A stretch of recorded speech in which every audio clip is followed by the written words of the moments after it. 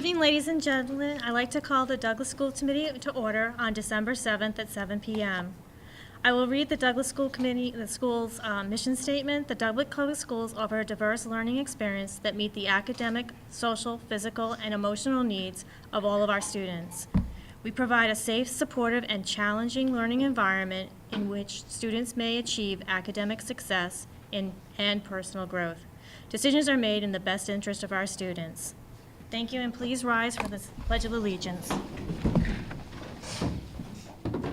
I pledge allegiance to the flag of the United States of America and to the republic for which it stands, one nation, under God, indivisible, with liberty and justice for all.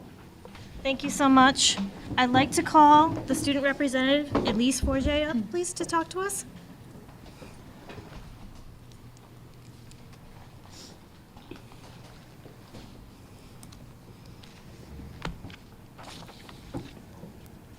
Good evening. Douglas High School students have been busy in their transition from fall to winter.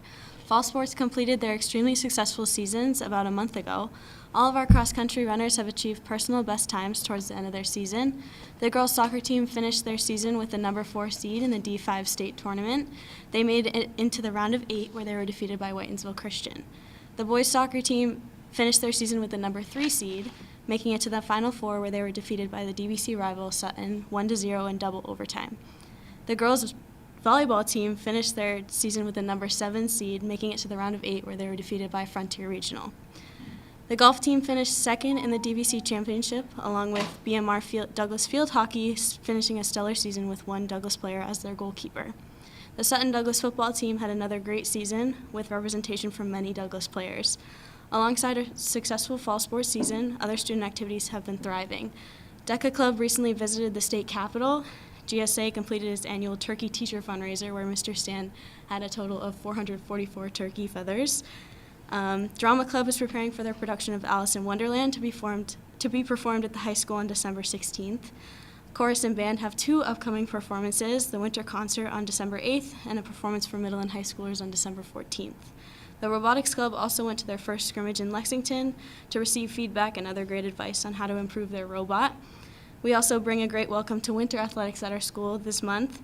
So we will be having a girls varsity basketball team, a boys JV and varsity basketball team, a boys and girls indoor track team, and a varsity cheerleading team. Our girls hockey team co-ops with Auburn, and our boys hockey team co-ops with Hopedale. We are looking forward to a busy and exciting winter season. Are there any questions? Anybody have any questions? Good job. Thank you. Thank you so much for coming. Thank you.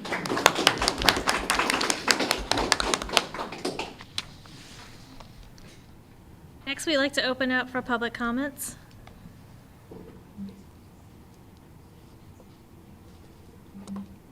Seeing that there aren't any public comments, we'll move on to any old business. Courtney? None. Moving on to new business and the superintendent's report. First, under the superintendent's report this evening, we have Project Lead the Way. We have representatives from both the middle school and the high school. We will begin with the middle school. We have with us this evening Mrs. Caesar and Ava Sartori, 7th grade student, to present.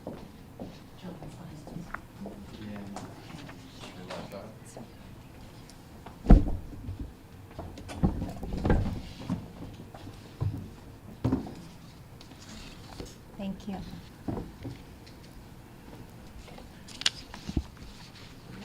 Good evening, everybody, and thank you so much for having me. It's nice to be back. Douglas Middle School STEM is off to a great start this year. Students are engaged with the new curriculum, and we are all learning a lot, including myself. Our 8th grade students are enjoying their roles as real-life medical detectives. Students have collected vital signs, such as pulse, blood pressure, respiratory rate, and heart rate. They've learned about viral, bacterial, and fungal infections, as well as treatments for each. And just recently, students were given several case files and were able to diagnose patients' illnesses, including pneumococcal pneumonia, strep throat, and Zika virus, based on patient interviews and patient vital signs. They are brilliant children in 8th grade. In design and modeling, our next slide, That's right, you got it. So in design modeling, the sixth grade STEM teams were tasked with designing a supportive custom-sized ankle-foot orthosis to help a patient with a muscular disorder associated with cerebral palsy. The teams were required to work within a budget, collaborate with their peers, take on a variety of roles and responsibilities to support their teams. In another project, you can see on the left-hand side, students learned about the importance of measurement and how important it is to be accurate when they create their skimmers. And the competition was quite fierce in the gym when the time came. We can go on, thank you. So in our elective courses, Computer Science for Innovators and Makers, the students are learning about the Microbit microcontroller and how to program one with the MakeCode coding program software to design the physical computing projects such as the Peppa Pig, you can see on the right hand of the screen and in the middle actually. You can see actually the coding and the pig. Or the windmill, as you can see in the lower left-hand side. They were actually able to make the windmill move and turn with the microbit coding that they did. And lastly, we have the seventh grade students lucked out with the automation and robotics. And while it has certainly been the most challenging course, I think it has also been the most rewarding course. I'd like to show you a couple of very quick clips to give you an idea of what the students are capable of building and programming. So if we could do the first one on the left, just for a little bit.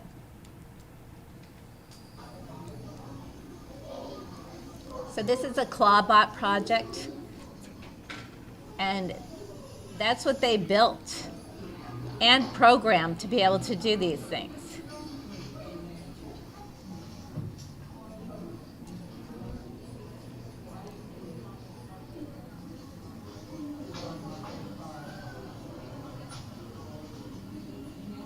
And you can see in the back is the brain where the program was downloaded to. That's great on that one, thank you. And this next clip is my favorite.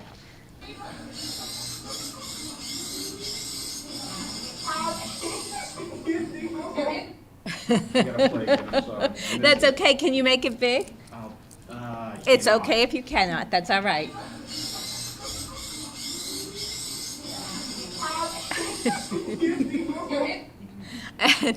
And here tonight to give you a first-hand account on how we built those and how the course went is Ava Sartori.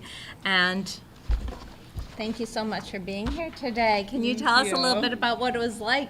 Good evening. My name is Ava Sartori. I'm a 7th grader at Douglas Middle School.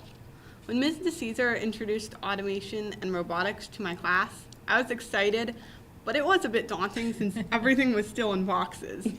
All the pieces seemed so complicated. I didn't know what any of them were. Our first big class project was making a simple gear train. It took a while and I wasn't sure that it would work, but I was thrilled when I cranked the handle and everything ran smoothly.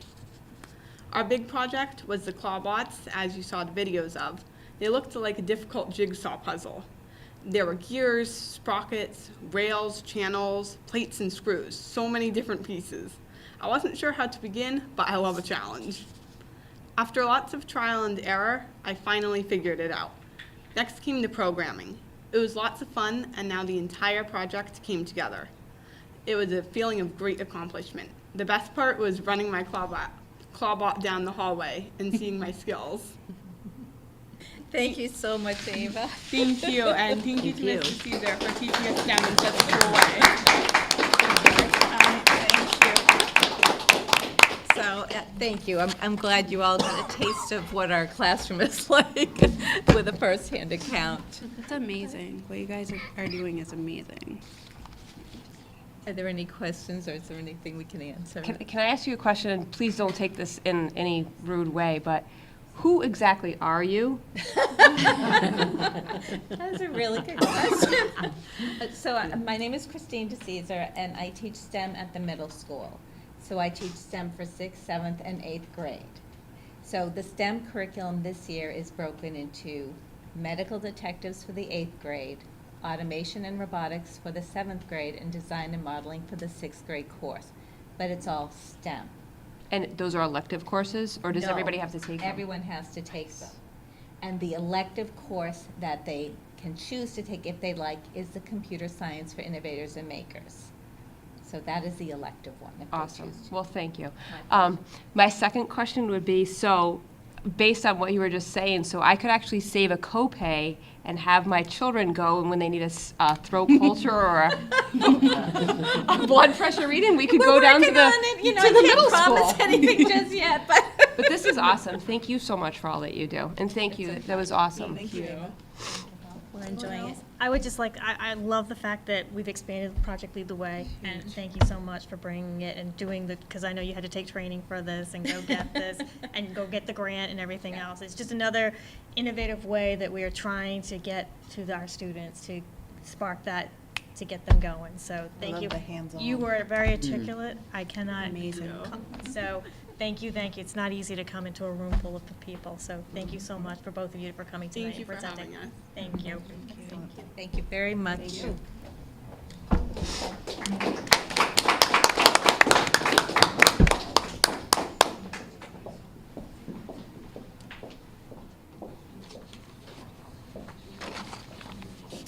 Okay, next we have the high school Project Lead the Way, Engineering Essentials, and that will be presented by Mrs. Bennett, the high school principal. And we have 3 students with her, Adriana Costa, Sebastian Costa, and Chris Rice. We got 3 rock stars right here from the high school. Adriana Acosta, Sebastian Acosta, and Chris Rice. They are all 9th graders. Mr. Gine is our teacher, who unfortunately at the last moment was just not able to make it, but he has guided all 3 of these to where they are right now. And I'm actually going to stop talking because they are ready to go and they are ready to present. So thanks, folks. I'm Adriana Acosta, and I'm in 9th grade. I'm Sebastian Acosta. I'm also in 9th grade. I'm Krista Rice, and I'm also in 9th grade. This is our Project Lead the Way Engineering Essentials presentation. All right, so what we're trying to mention here is like mostly what the stuff that has stood out, because you know we've done a lot of stuff so far. So like the design process podcast, like we would have 2 groups of 2, so like 2 students work together to make a podcast just explaining the design process to like someone who knew say nothing about it. Like, so you had to make it real thorough, real basic, and that's like the challenge about it. And it was really fun. I liked it. And we also had the marshmallow experiment. This was about the experimental design process. So we would like make our own theories, make our own hypotheses, something. I don't know. And like then try to like, that was aiming towards sinking a marshmallow with some paper clips. And then after we finished drawing out our hypothesis thingies on paper, then we would like test them out. We would swap them with other students to see how successful they were and take notes on that sort of stuff. And at the end, we got to eat the marshmallows. Oh yeah, that too. That was probably the best part. The whole thing. What has stood out continued. The Grand Challenge presentation, where a team of students would choose an important problem, for example, clean water, better medicine. Better medicine, etc. That could be solved with an engineering mindset. Then we would have to explain it using different brainstorming solutions. Sort of like... Yeah, and we presented it as a Google slideshow and stuff. And you want to say this one? And the Amazon automation system, where we used system thinking to design a way to communicate using colored cards to put various objects onto into designated spots on a grid. Designated spots on a grid, where 2 students would be at a door, which is what we used, and they would have a bag of things. The receiving end with the people with the materials, and what was the other one? There was a receiving the end. The people had the stalkers. The receiving end and the stalkers. The stalkers would go to the receivers to receive their items. We're so jumped. And the receivers, they could not speak or talk. They could only use these colored cards. So we had to communicate with the color cards to decide what goes where and everything. And, you know, we had to come up with this whole code thing, and yet we had to, like, use out-of-the-box thinking and our creativity and that sort of stuff. And also listening skills, because that's Oh, yeah, where that too is I- crucial, yeah. because, like, for the first attempt, we kind of messed up I because, like, personally messed up both attempts because I did not listen. Yeah, the first attempt. yeah, didn't so go that's so also, well. like, that's really important in My bad. engineering. You have to share your ideas, you have to listen to what other people have to say. So that was also, like, a really good practice for And you that. have to work in groups as well. Yeah. Oh, that's me. Okay, make it move. So that's like our second unit. We just finished the first, so this would be what we're gonna do soon. So like we'll be studying creating robots to help with like engineering problems. We'll work with mechanical concepts and mathematical concepts and use these to build physical machines, like just simple stuff. We're not gonna be making like whole robots and stuff, and use them to like better people's lives and stuff. Theoretically, I mean, we're not actually gonna do it for students, but yeah. This is our third unit, electromechanical systems. We're going to be building physical circuits and using a circuit simulation to vary the inputs and the output logic, levels based on specific digital inputs to build skills in communication, collaboration, and ethical engineering practices. The examples shown up there are the one on the bottom left is the microbit, which is, I think, kind of like what the middle school did with the programming. The second one, the second one on the bottom right, is just a simple circuit to turn on and off an LED light, and the one on top is. Isn't it art? Wasn't it? It's I don't know. I think the one on top could be CAD, but it's a computer generated Tinkercad. model of it. It's a model that we're going to be using later on. Yes. We don't know too much about this since we haven't done it yet. We will soon though, so we will be experts on it soon. And for Unit 4, we will be using Argus. And in this activity, we will Solve natural disasters in urban environments. For those who don't know, Argus is like a digital mapping system for like. that can show different It could show areas. and anything really. It could show like specific- streets. The geography of things like it, that. so like, you know, urban areas, foresty areas, like kind of. mountains, and an example of us using Argus is that we were given a specific location, and this location had buoys all around, and in this location there were multiple tsunami areas where tsunamis were made by earthquakes. And we had to figure out, based on where the buoys were, if a tsunami were to How fast it occur, would come how and fast it like, would hit what the to land. expect and that sort and of how stuff. fast it would reach. That was just a small taste we did like in this unit, but we're gonna dive deeper into it in Unit 4. And that picture is an example of it. I think that's Las Vegas. I'm not sure though. Yeah. It is. All right, cool. We will also deal with the construction of bridges, roads, and pathways in cities, as well as the effect such structures would have on the population. Another problem that is worked on is creating a way for cities to be self-sustaining. And that's our presentation. That's not how you end it, but I'm sorry. Great job. Hey, wait. You guys can kill me later if this isn't true, but are you brother and sister? Yeah, we are. We're twins. I'm Okay, the odd one all out right. here. What? I'm the odd one out here. That's all right. So a long time ago, they used to do what was called Destination Imagination, and it was after school. And there was a former school committee member that used to do it with myself. And God, all I could think about was her, because this was exactly what we did. But it was after school, and it wasn't part of school. And oh my God, you guys would have been awesome at it. So this is awesome. Good for you guys. It's really fun, especially with all the people in it. Yeah. It's a nice Especially with program all- to be all in. the Conversations that happen. Oh, that's the best. We're a small part. class. There's 11 of us. Yeah. It's fun. Made up of freshmen, sophomores, and are there? There I are don't know if seniors, there's juniors and seniors. Juniors Yeah, and there are. seniors. That one kid. This is what it's all about, though. This is the future. So you guys are doing, this is good stuff. Good I for love you. your guys' enthusiasm. Oh, thanks. So I thank you so much for coming. I would actually like to have the Project Lead the Way to come back to us in the May-June timeframe and present to us like what all they actually learned from this project and try to get more people involved, because I think you guys are paving the way for the future in schools. This class is really good to help students like go into the engineering mind. Yep. Yeah. Work field thing. Yeah. So thank you so much for coming tonight. Thank you, parents, for bringing them here tonight too as well. Good Thank job. you.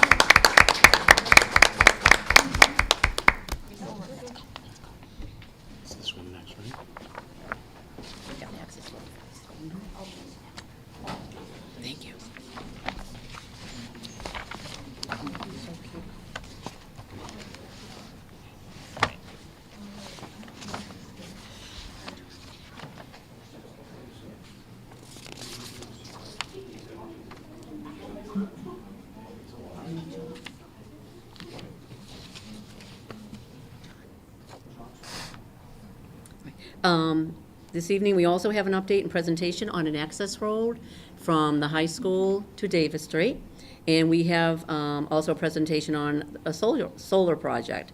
First, we will be doing the access road presentation, and that will be done by Bob Manerick, the Economic Development Project Facilitator for the town. Bob, would you like to? Okay, thank you.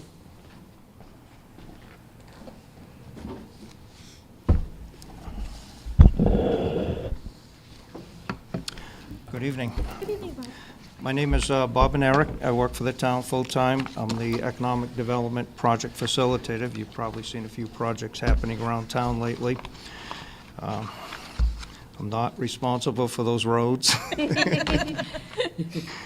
but they will be paved next year, so then I can talk to you.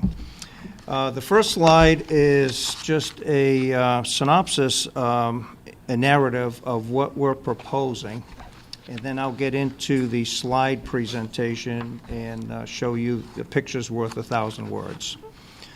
The objective tonight is to do a presentation on a secondary emergency access road to the Douglas High School campus, enhancing public school safety. The location of this road would be on Davis Street, just further down the road.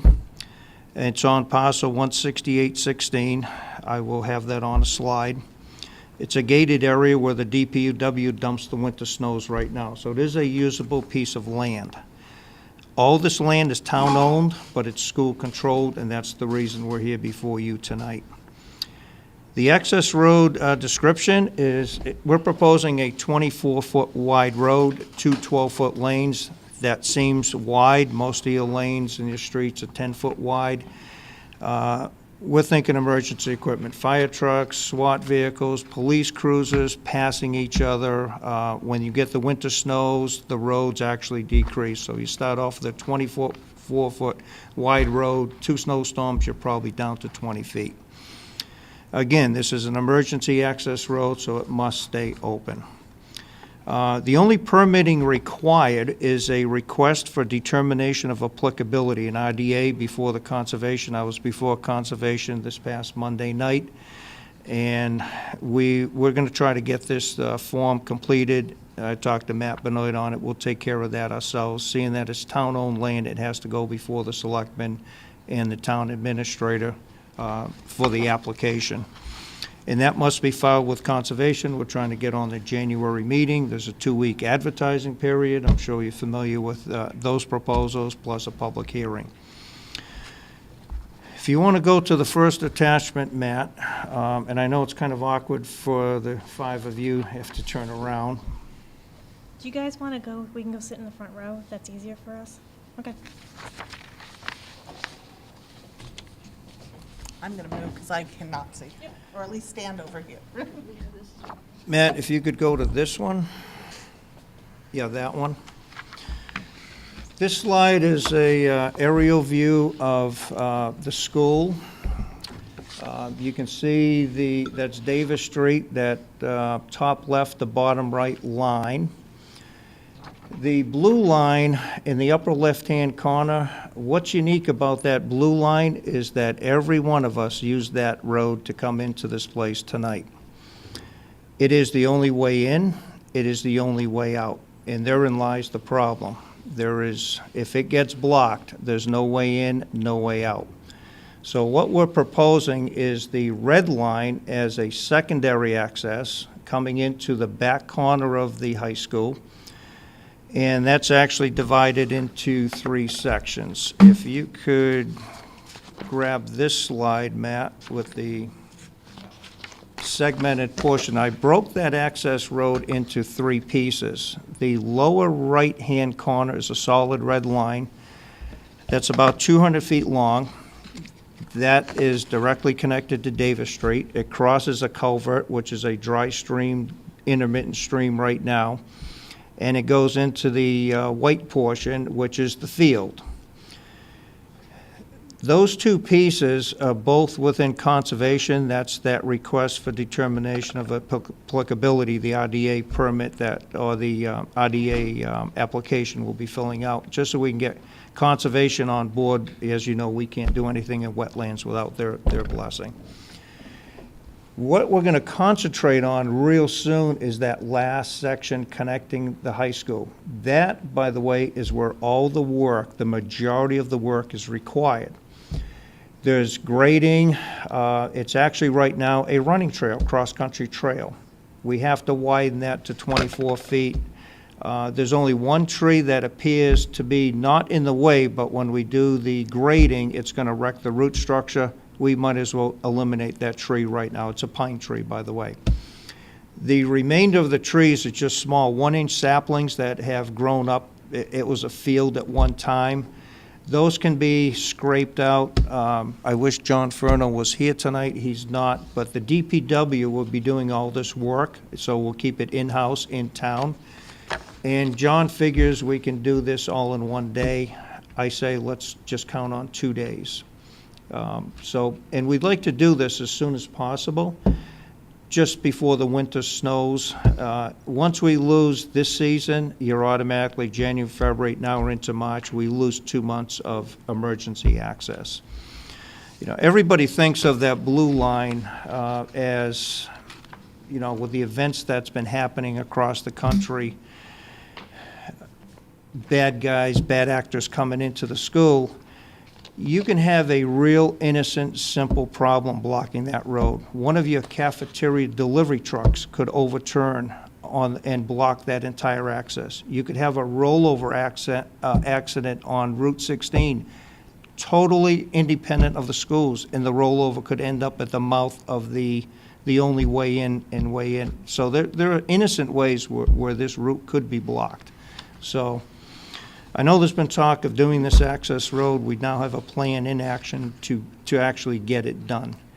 We can do the 1/3, the tough section, almost immediately before the hard winter freeze sets in, and then we can do all the permitting through the course of the winter season and worry about that in the spring. I understand there's some pictures out there which are not pretty with water runoff, hay bales. We have to address those conditions before we get into the white section in the section that crosses the wetland area.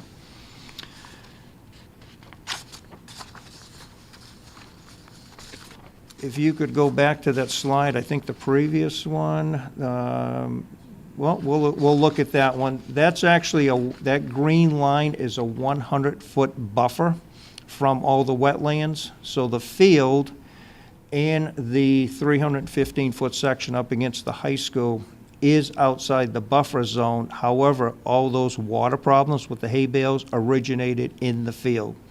So we just want to stay away from the field and the wetland areas for now. Just concentrate on that small section, widen it, grade it. Excuse me. The two big items within that 300-foot section is right up against the high school, the perimeter road. There's a culvert in there right now with a drainage pipe. That drainage pipe is not made for truck traffic. So John Furno can get a 40-foot section of pipe, put it in there, and bury it and keep the swale open. The second item is, I think on your cross-country team, they installed a sign. Has anybody seen that sign? It's a nice sign on post. It's at the bottom. We'd have to move that because the turning radius for fire trucks is considerable, and that just has to be moved to the side. We'd need your permission to do that as well. We don't want to eliminate it. We'd just like to relocate it. And once the road is fully gravelled, it can get back to a cross-country section because you're coming from the hilly sections downhill to get back onto that road to get into the high school area. So it will not be blocked off just that one day while we're doing, 2 days while we're doing construction. So it's only those two big areas that basically will take time consuming. As far as, Matt, if you could throw this one up. The parcel number that I mentioned to you, the red line goes right through it. It is parcel the -16. And again, all of that is town-owned, it's school-controlled. And that's the reason we're before you tonight. So If we could get your permission to begin this work and get you a secondary emergency access road, we're all for it. At least, I think within 2 weeks, we could have an access road in that is usable. Right now, the sections in the wetland, they're already usable. John dumps the snow in the field. So it's just a matter of keeping that graded and plowed. The 315-foot section is not plowable right now. You just can't pass it. You'd be lucky to get a pickup truck through there, never mind emergency vehicles. So, any questions?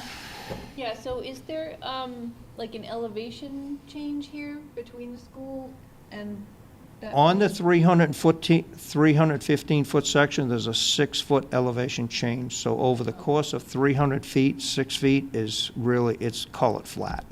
The change is in the field in the white section to the low section. We have to do some design and engineering on that. That's where the water problems came from, the runoff. In the winter season, the ground is frozen. If it rains, the water has nowhere to go but downhill, and it ends up right on that road out into Davis Street, which a couple of years ago was a disaster. That will be addressed. Will they continue to be dumping snow in the fields? The snow in the field, will they be continuing to use? I believe they will. We're just paving a road, carving a road through the middle of it right now. It will be a gravel initially. On the economic development projects that are going on in town right now with all the road construction, we have to allow all the sewer and water pipe that's going in the ground right now. You have to allow 1 winter full settling so the trench settles. You don't want to pave it now because next year you're going to have, you will tell where the trench is. So we want to have a full year of settling, preferably over the winter.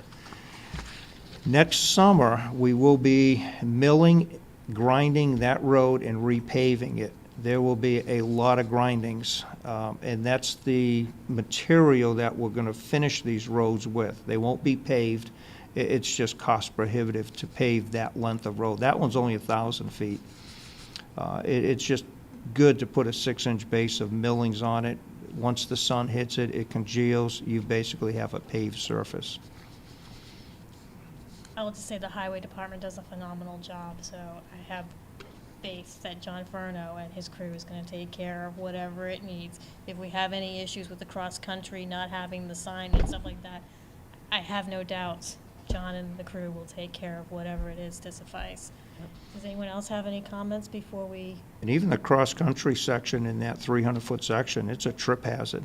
I mean, I would not want to run it, you know. I think it's Not obvious my we age need, anyways, but, we need another access, so I think. yeah, I think the primary objective is school safety right now. Thank you. So is there gonna be, like, rails along the edges of this road, or is it just No, it's path in the woods kind of? it's a path in the woods. There's no bankings, there's no hills, there's no cutouts, it's flat. It's just widening it right now. Was there talk one time of connecting the 2 campuses with this access road? So. I think we're doing this, this is the first First phase. This is the first phase. Potentially, there I'm could working be, on the other one, but it's not ready for presentation. that would probably be next year for the FY '24, right? 'Cause we're There's a lot to go into that. Yeah. And the next presenter, Matt Benoit, will be partially exposing some of what's going into that other road. Okay. But we did a walk, the superintendent, myself, the police chief, fire chief, town administrator, Bob Sullivan, Water Sewer Department. To give you a heads up, last year we get a $314,000 grant in addition to $35,000 from the town for a total of $350,000 to extend water sewer lines past the high school. They end at the high school now. Extend them all the way up Davis Street for economic development. Part of that grant is well exploration in this area. As you know, all the development is against 146 on the east side of town. All our wells and tanks, storage tanks, water tanks are on the west side of the town. We're exposed. We need to have some tanks on this side of the town. We have one proposed on North Street.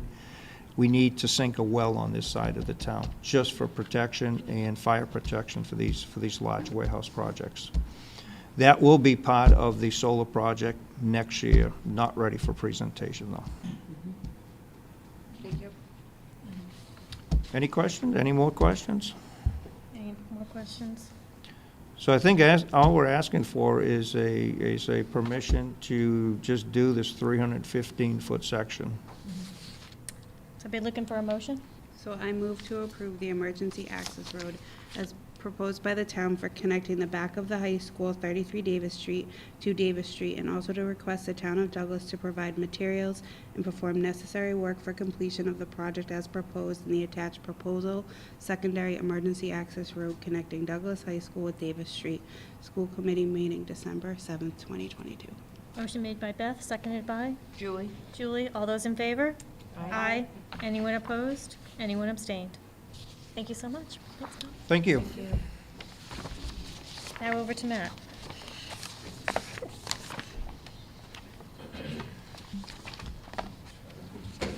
So we have Matt Benoit here this evening. He's a Community Development Director, and he'll be presenting on the solar project. Either one.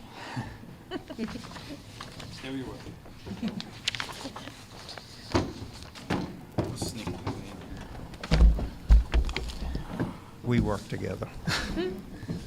Good evening. My name is Matthew Benoit. I'm the Director of Community Development for the town of Douglas. I just want to start off by saying that what you see on the imagery this evening is a concept of a concept of a concept. This is as preliminary as it gets. It's polygons on an aerial photograph. Okay, so hasn't been any engineering other than just the general thought of this proposal. So we're here this evening to just hear your questions, hear your concerns, collect those, and bring them to the drawing board when we're ready to move forward, if we're ready to move forward. So what we're seeing here is an aerial photo of, do you mind if I get that laser pointer, please? Right here. Okay, thank you. Red button. High school is here, right? And the elementary school and the middle school are up above. And separating the two is a large, about 20-acre tract of woods, including another large tract here that has a stream. We were talking to a solar consultant about what some of the benefits would be for some of this land, but this is a real flat area here, and what these green shapes are the general sizes of athletic fields. Like this is one soccer field or football field. This larger square is about 4 of them on top of each other. Just gives you an idea of how big this area really is. We're not saying we're proposing soccer fields, but that's just what we're using as an example. The southern tract, that I'll call it, is about a 40-acre parcel that's more attractive for solar development than anything. This is a large hill that crowns kind of in the center here. The land couldn't be used for a whole lot else other than forest, but we are fully aware what's currently there are a bunch of trails and cross-country trails, and by no means are we asking or proposing to eliminate those. We would, if solar was something we were considering, we'd like to almost expand that network within the array, if not preserve what's currently there. So some of the, I don't want to get too far into it because like I said, how conceptual it really is, but some things to consider with an item like this, since this is town property, school property. Solar includes usually a land lease. A land lease could generate, given the size that we're seeing here, again, this is very preliminary, something upwards of approximately $300,000 a year for the school department, just for the land lease to put the array on the property. There's also property taxes on the array equipment themselves. The equipment, just given the scale of what we're showing you this evening, could generate up to $150,000 of additional revenue. So it's almost $450K total. But what's really nice is that this array, if proposed, would account for all of the electricity that the schools provide. And then some. That would go back to the grid, and you could sell those credits for an additional value. So a lot to unpack. I will go back slightly to the connector road that Bob mentioned. I think, why am I shaking so much? This was a path that the representative walked, and you can kind of see how it snakes around here and makes its way back. If there was to be a connector road, this is the general area of high elevation. There would have to be a bridge somewhere. this is how preliminary this is.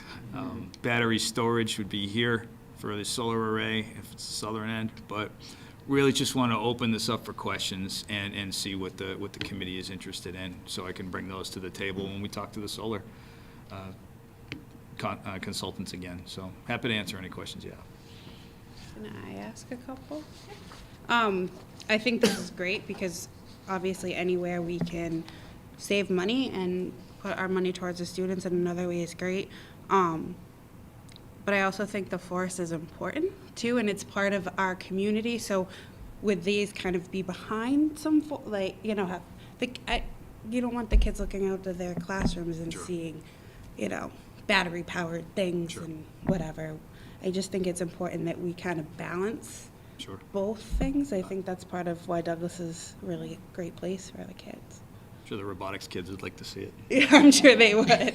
But I appreciate the comment. And one of the things that is really important here is this: we had to look at what type of forest this is. Now, this is not an old growth forest. There's no giant, foot wide and 3 foot wide trees or anything like that. This is probably about a 60 to 80-year-old forest or so that used to be a farm over time in the past. So no substantial old growth, but I do understand, obviously, Douglas State Forest community, so we try to protect our resources. But this shows a 40-acre parcel, might not be using it all.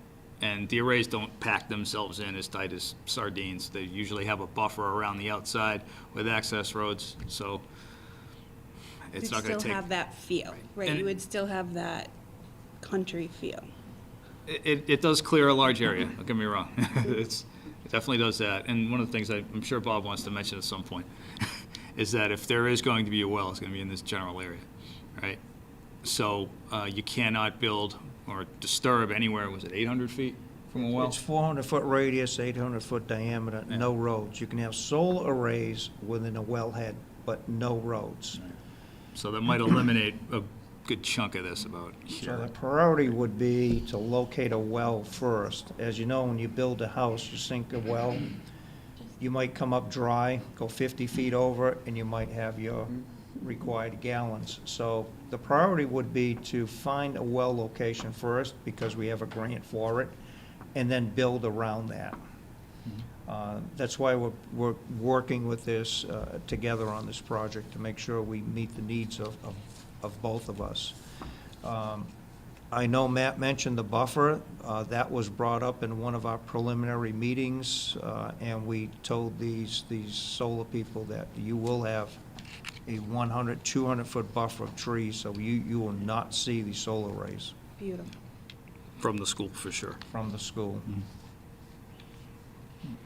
I mean, I am hopeful that someday we could potentially have, some athletic buildings perhaps for our students. And, what would this mean for that type of a project? It's a great question. So one of the things with solar, as we've learned over the last decade, is they have about 20 to 30 year land leases usually. And if the lease does run out, the solar companies are responsible for decommissioning the array and taking the equipment off the property, which would then leave it with a wide open property, prime for development of any type, depending on what the landowner wants to do. So if this upper site was to be used for solar, you could conceivably believe that in about 20 to 30 years, depending on the lease, you would have a nice, flat, cleared land to make a decision on for something like that. That's future casting. In 20 years. Yeah, it's some ways out. But the other thing we talked about was this is such a flat area, you might want to just consider that as part of a holdback for the solar company to, depending on who does this, because we don't know yet, to potentially construct such a thing for us as part of the agreement. So it's, We can do that. You could write into the agreement whatever you want. yeah, maybe not so much a large facility, but probably an open space style field, or many. Or begin the progress towards us getting to what we need to have. It may not have all the bells and whistles, but at least it's progress, right? And So- Douglas, if you don't do it now, it will take forever. Look at Martin Road and all the other things, so get it in there. So, I mean, it's great. We need to be more fuel efficient. to be a green school, I mean, Green, cut down trees. That doesn't make sense to me. But you're green for electricity. But maybe- Sometimes progress you have to cut down in order for you, and like, how much do we spend on utilities right now? Way too much. Yeah, money. So, it's a balancing, right? Hundreds of thousands. We've even heard figures that the schools could become full electric. HVAC, lights, everything full electric with these proposed arrays. I mean, that's A to Z, soup to nuts. I mean, you could go anywhere in between. My only question would be, you mentioned like possibly up to $450,000 a year, and that would be absolutely earmarked for the schools, not, it wouldn't, oh, the town needs it. I Pull it wouldn't away. possibly know at this time. I mean, it's school-controlled property, so it'd be, in theory, the school's least to control. That's above our pay grade. Yeah. But those are all things that we could work into a. And they're all great We would questions. Work with the town manager and superintendent would work that, come and present it to us, would work out how that would actually work and flow, being mindful of aesthetics, everything else. Cross-country is going to be impacted one way or another, so I do know that we need to make sure, because that's a big thing draw for us. A lot of kids do cross-country. So that's a concern, right? Absolutely. Because we're gonna do something down in the area that they actually run. They can't be running on Davis Street, Absolutely. And we don't want to disrupt that so. anyway. We want to make sure we're preserving it, if not expanding it. The Mary, do trail you have any network. other concerns? Because I know it's cross-country. You're gonna be the biggest impact. You know that. Well, I agree that that'd be a nice spot for like some fields, because our fields are getting, they're in pretty bad shape, one track field, so, I mean, I always envision, turf field with lights and a nice facility with a bathroom, and the blue Like a spot real is where- bathroom, you mean, like not the porta potties? Correct. The blue spot, that's gonna be the solar thing, that's a lot of nice space that I think would be great for athletics, but I also understand, the use, electric could be for the school, but I agree, cutting down trees is not my thing either, so. Which an athletic complex could also bring in revenue as well, too. Adult hockey leagues play in a hockey rink, in local that's a towns. good idea. So, Absolutely. lot There's to, always a need for facilities, every, Yep. looking to rent them. losing the HAB has affected the kids in this area a lot, so. So that's what we would That's when you propose, park it. having some facilities built into this contract. That'd be really great for the Like the town. hab that Oh, just absolutely, closed like down. an ice hockey rink, that's like, wow, in sports that'd in be North so Carolina. cool. Lots know, of I- possibilities there, Yeah, so. really. I was We have to talking to land. a company like the Hab, not the Hab, setting up something further down Davis Street, and you could have the schools as part of that program, if a private company came in. My grandsons play AU basketball, so we've seen a lot of facilities in the last 10 years, and they're all over, but there's none in this area. Correct. That's right. Once the Hab Well, closed, the closest wide one is world. in Worcester. That's Wide world of sports, too. but- Yep. So it's the realm of possibilities, so. Yeah, this is just the introductory phase, Very conceptual introductory, phase. Right. very preliminary. Very introductory, like I In said. years, it's going to take, time. See what they can do for us, Absolutely. So, the community. yes. Any other comments? Thank you. So thank you, Matt and Bob, for coming tonight. It was very, very informative for us. Appreciate it. Thank you for having us. Thank you. So this is something you'd want us to pursue further then? Yeah. I would believe I'm that, interested in hearing more about I it. think it's a good thing for our community, yes, for sure. it's not just the schools that would benefit from this, it would Yeah. also be the We'll town. be back next week. No, I'm just kidding. Build that access road, you said 2 weeks. Takes time, Bob, takes time. Thank you, everyone. Have happy holidays. Thank you. Thank you both so much for coming. Thank you. Only doing 400 miles an hour. Too slow for me. Well, you don't know how fast I move then. Okay, thank you.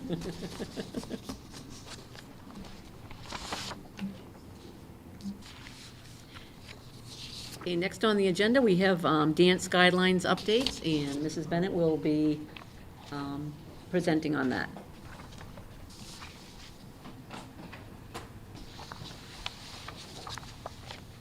reporters over here. Hi, everyone. Good to see you again. Good evening.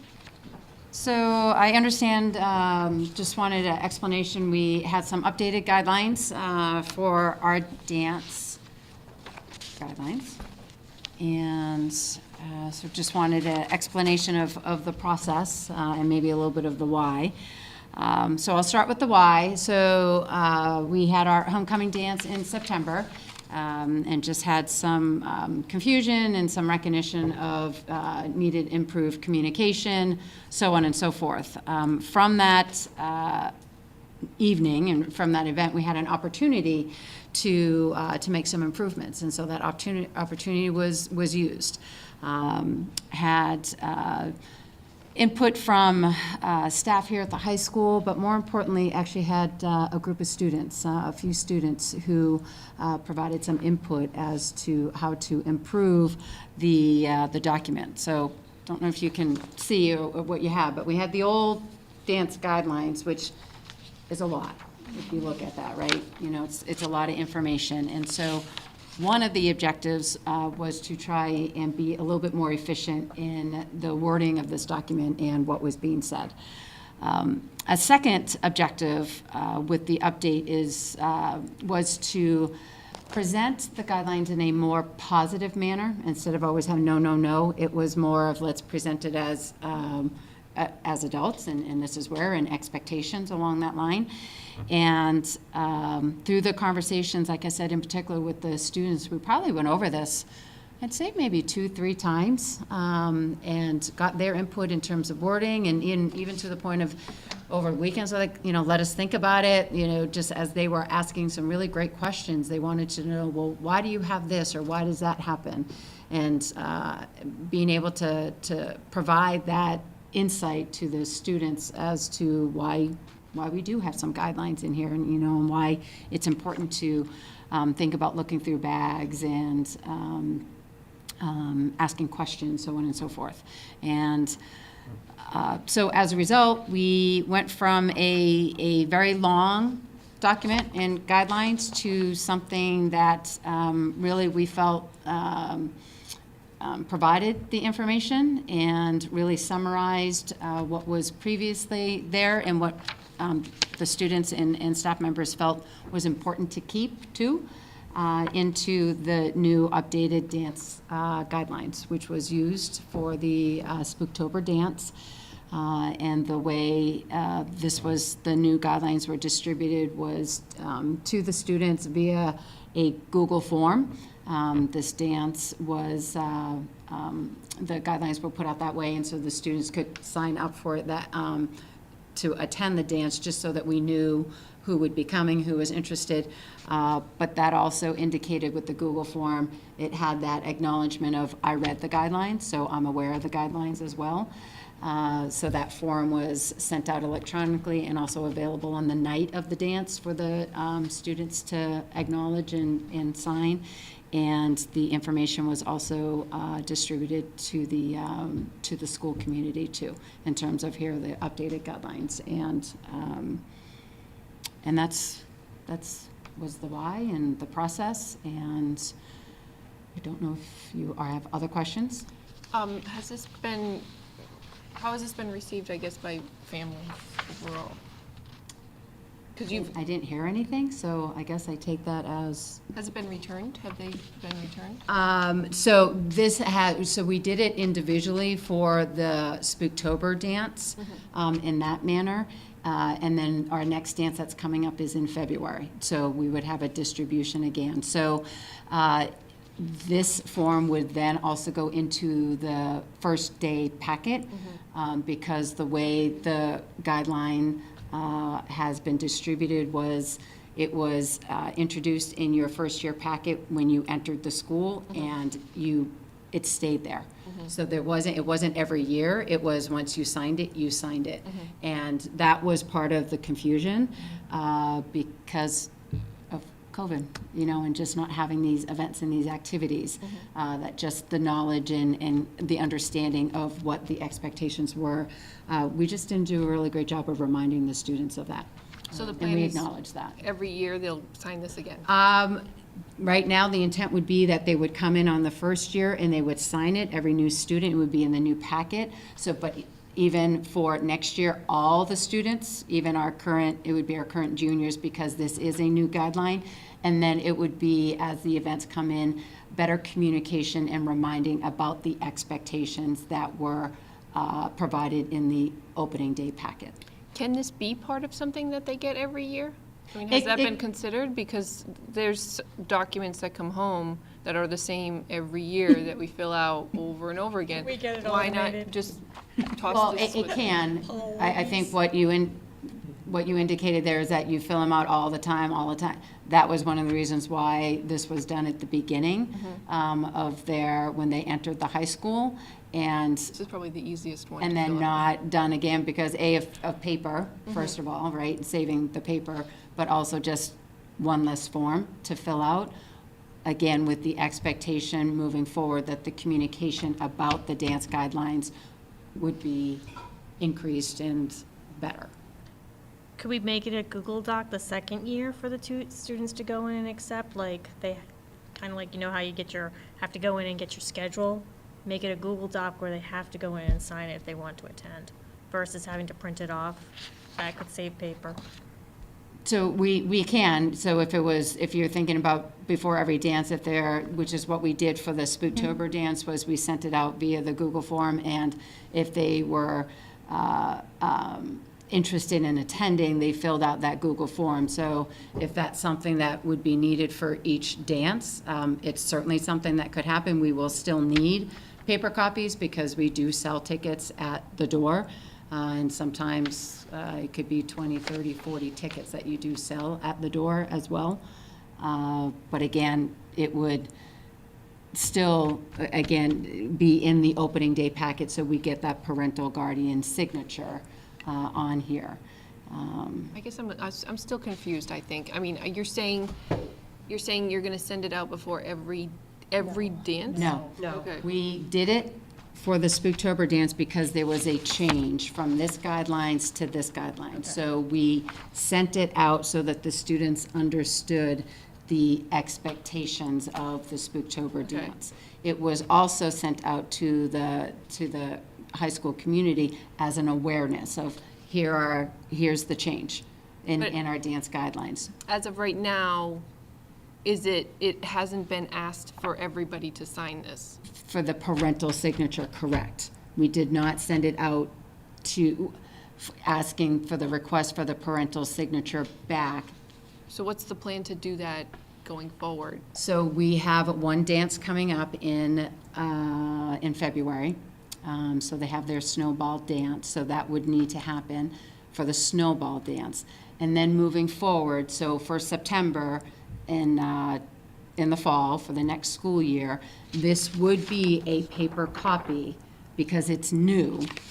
And so our current juniors would need to have this on file because it's new, and that would stay on file for the juniors, and then our current freshmen, like it would just stay on file for all of our students, which is the process that we use right now. And as the dances come up, we will do a better job of the communication of the expectations of the dances. Okay, is that going to be in a policy somewhere to make sure that that actually does happen? Because I know that was part of the conversation that, this happens freshman year, and then for the next 4 years, it never gets looked at again by the students. So again, that's where if it's a policy, that would be coming from here. The guidelines would be coming from the high school, and it would be the expectation of the high school to communicate the reminders to the students, which actually students gave us some nice suggestions of doing it and including these expectations in our opening day meetings, class meetings that we have, which is not something that we've included or has been included and not something that was included this year. So that's already a suggestion that was provided that we will include, just a reminder as we have the dances, so that's in the individual class presentations. And then again, as we make the announcements every day, so the way it works is, all right, so we have homecoming coming up, tickets are on sale, blah, blah. We have announcements all the time about the ticket sales. the expectations would then be included more frequently with the announcements and connected to whatever dance is coming up. And then if somebody never signed this, how do you track that? If they decide suddenly they want to go to a dance, like So 2 years later? We would have a cross-reference because we do have the students, when they purchase tickets, we get that information from the students. Like if I'm buying a ticket and if I'm bringing a friend, or if I'm just buying one ticket, we do track who You is look for this. purchasing the tickets. You look for this in And your files? So then we would do that cross-reference. Can I ask a couple of things? Sure. So when you send them to the students, I know I've gotten them as a parent too. I think it's really important that anytime we're going to do it to the students, we do it to the parents too, just because I know at 16, there was things that I said, yep, I got that, thanks, that's great. But I'm You say, do what? like anytime you are going to say, hey, don't forget about the guidelines, we have the guidelines. Not necessarily every time that you do announcements, but maybe a couple weeks before the February dance. Just remind the parents of what these are. I'm concerned about number 7. And we've had a lot of discussions about this. Students will not be allowed to leave the dance until 1 hour prior to the ending time. I think it's important that if a student needs to leave, for whatever reason, maybe Yes. they're sick or whatever, that they're allowed to leave with parental permission, But that's not on here right now, so I would read this as I'm not gonna go because I might get anxious and I can't leave. So I think it's important that we edit number 7 to allow that, because I think it's, obviously, we need to be responsible for the kids, right? We don't wanna just say, yep, you can leave, go have fun. But if, a parent or guardian is responsible for you, I think a child should be able to leave the dance. And that is a practice that actually takes place, just so that you know. But yes, it's certainly something we can add. Or maybe we put something down below that, by exceptions. Right. I think, because we did hear from one parent, particularly, that came to us and spoke to us, wanting, if they read this contract, oh my God, and they get anxious, I'm not gonna even bother to go, and we want the participation, we want them to be with their peers. And I think number 7 could prohibit some of the kids having anxiety, because I'm not allowed to leave. How am I gonna survive? And so, I think that's very important to me too as well, because I have exceptions to on mine. Anyone else have any comments on this? I like that it is streamlined. I also like that it is not no, no, no. But it's more, these are the standards and expectations to meet. So I think that's a good change. I'm curious about conversation around number 5. What those thoughts are. I mean, I think a guest of 20 years old at a high school dance, to me, is a little bit concerning if I have freshmen also going to this dance, but, I'm not quite there yet. So, but when I look at that, I'm like, 20? I can And a appreciate that. 14-year-old at the same dance? Like, I absolutely can appreciate that on many levels. With that being said, I will say it's rare that this happens at school dances. That might be something more at proms that we actually see with our upper class students. And with that being said, the guest verification form is absolutely done and checked, and you cannot buy a ticket at the door and bring a guest. That's just not even happening because we don't have the guest verification. And I will say that number 5 is common in probably every high school that I've talked to, worked in terms of how that is written in using that age limit. So it's, except for during the COVID years when guests just weren't even allowed to come in if the school even had a dance, that is common for high school. Do we interview? Because I'll just base it on, I know BBT, if you want to bring a guest, the vice principal calls and has an interview with the student. So we work with the verification form and an admin from another school or from the visiting school does need to sign off on that verification form. And I know being an admin where I've had to sign them, there are times where I've written, please call, or there are times that I have literally said, no, I'm not going to sign this, and then it's not even an issue because I don't sign it, and I've called the other school just to give them the heads up on that. In terms of that as a consistent practice here, I would say that we work more off of the forms. However, if Mr. Vega is aware of the student or, because we know people, if something comes, then there would be that phone call, but that's not a practice per se here.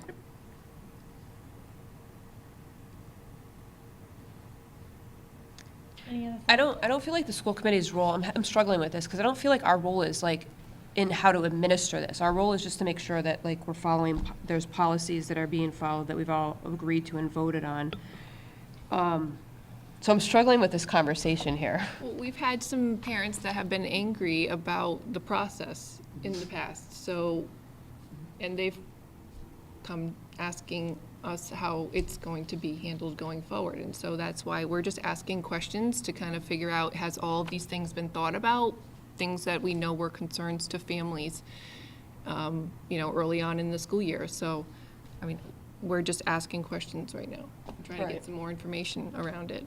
But I think like having to do like Google Forms and stuff like that, who's going to manage all that and who's going to monitor that? I think I don't know that we should be we can throw those suggestions out, but I think it really is like how does it work best for your team? And maybe that first year, that packet on the first day makes the most sense, and then everybody gets this form next year and they all sign it, because I feel like we're going to inundate ourselves with trying to track this stuff, so. And these papers are kept by grade level in a notebook as well. So actually I was able to go and find someone and check a couple of things out. So we do keep these forms alphabetically in our different grade books. But I think it's great that you had the kids get involved with this, and they all came up with something that's like, this is streamlined. This is what the kids can read. They can't read that long paper that you just. It was a lot. Yeah. There was a lot there. So I think that was a good way to go about doing it. Thank you.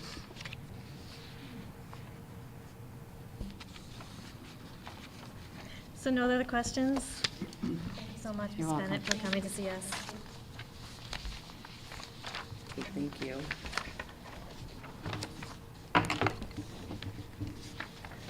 Next on the agenda, we have fall sports update. Mrs. Sokol, if you'd like to come up and provide that, maybe some information on what's coming up for the winter preview.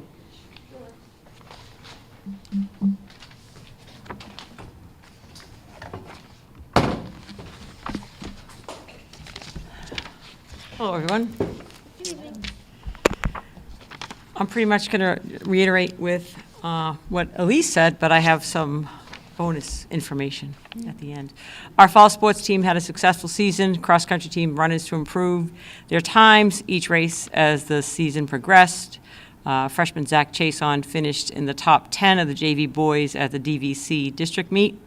The golf team finished second in the DVC championship, and Andrew Hogan represented Douglas High School in the Division III state tournament out in South Hadley. Our girls soccer team earned the 4th seed in the D5 state tournament and made it to the round of 8, where they were defeated by Whitensville Christian. Our boys soccer team earned the number 3 seed in the Division V state tournament, made it to the Final Four, and lost a hard-fought battle against our rival Sutton in double overtime. As was stated, our opportunities with Sutton football and field hockey with Blackstone Millville continue to offer our student athletes the chance to play their desired sport. The appeal to play field hockey is unique. Our sole Douglas athlete plays a key role as goalkeeper for the Charger team. The football team and program will continue to grow with the strong nucleus of the Douglas student athletes who actually play. Beginning January 24th, we will begin unified bocce at the elementary, middle, and high schools. That's something that just started rolling, so that should be an exciting event. Our All-Stars for the fall were Andrew Hogan and William Hogan in golf, Ava Lemire, Girani Sofita in volleyball, Olivia DeFalco, Sadie O'Toole, Mackenzie Catlin, Allison Gordon, and Erica R. in girls soccer. Boys soccer, Chris Dame, Michael O'Toole, Ryan Bonin, Owen Gray, and Evan Wheeler. Central Mass All-Stars for soccer were Allie, Sadie, and Liv, and the boys were Michael, Ryan, and Chris. And we had 2 all-state soccer players, Ryan Bonin for the boys and Liv DeFalco for the girls. Basketball and indoor track is starting. We will play our meets again for indoor track. We will compete over in Northbridge. We open up Friday. Boys will be home versus Oxford at 5 and 6:30, and our girls varsity only will travel to Oxford to play at 6:30. So we're ready to go. And our cheer squad numbers are up from last year. We will have a bench game cheering squad and also a competition squad. So that's good. They have 22 cheerleaders at the middle school. That's good. They have a large group moving up, so that's exciting because numbers were down, so it's growing.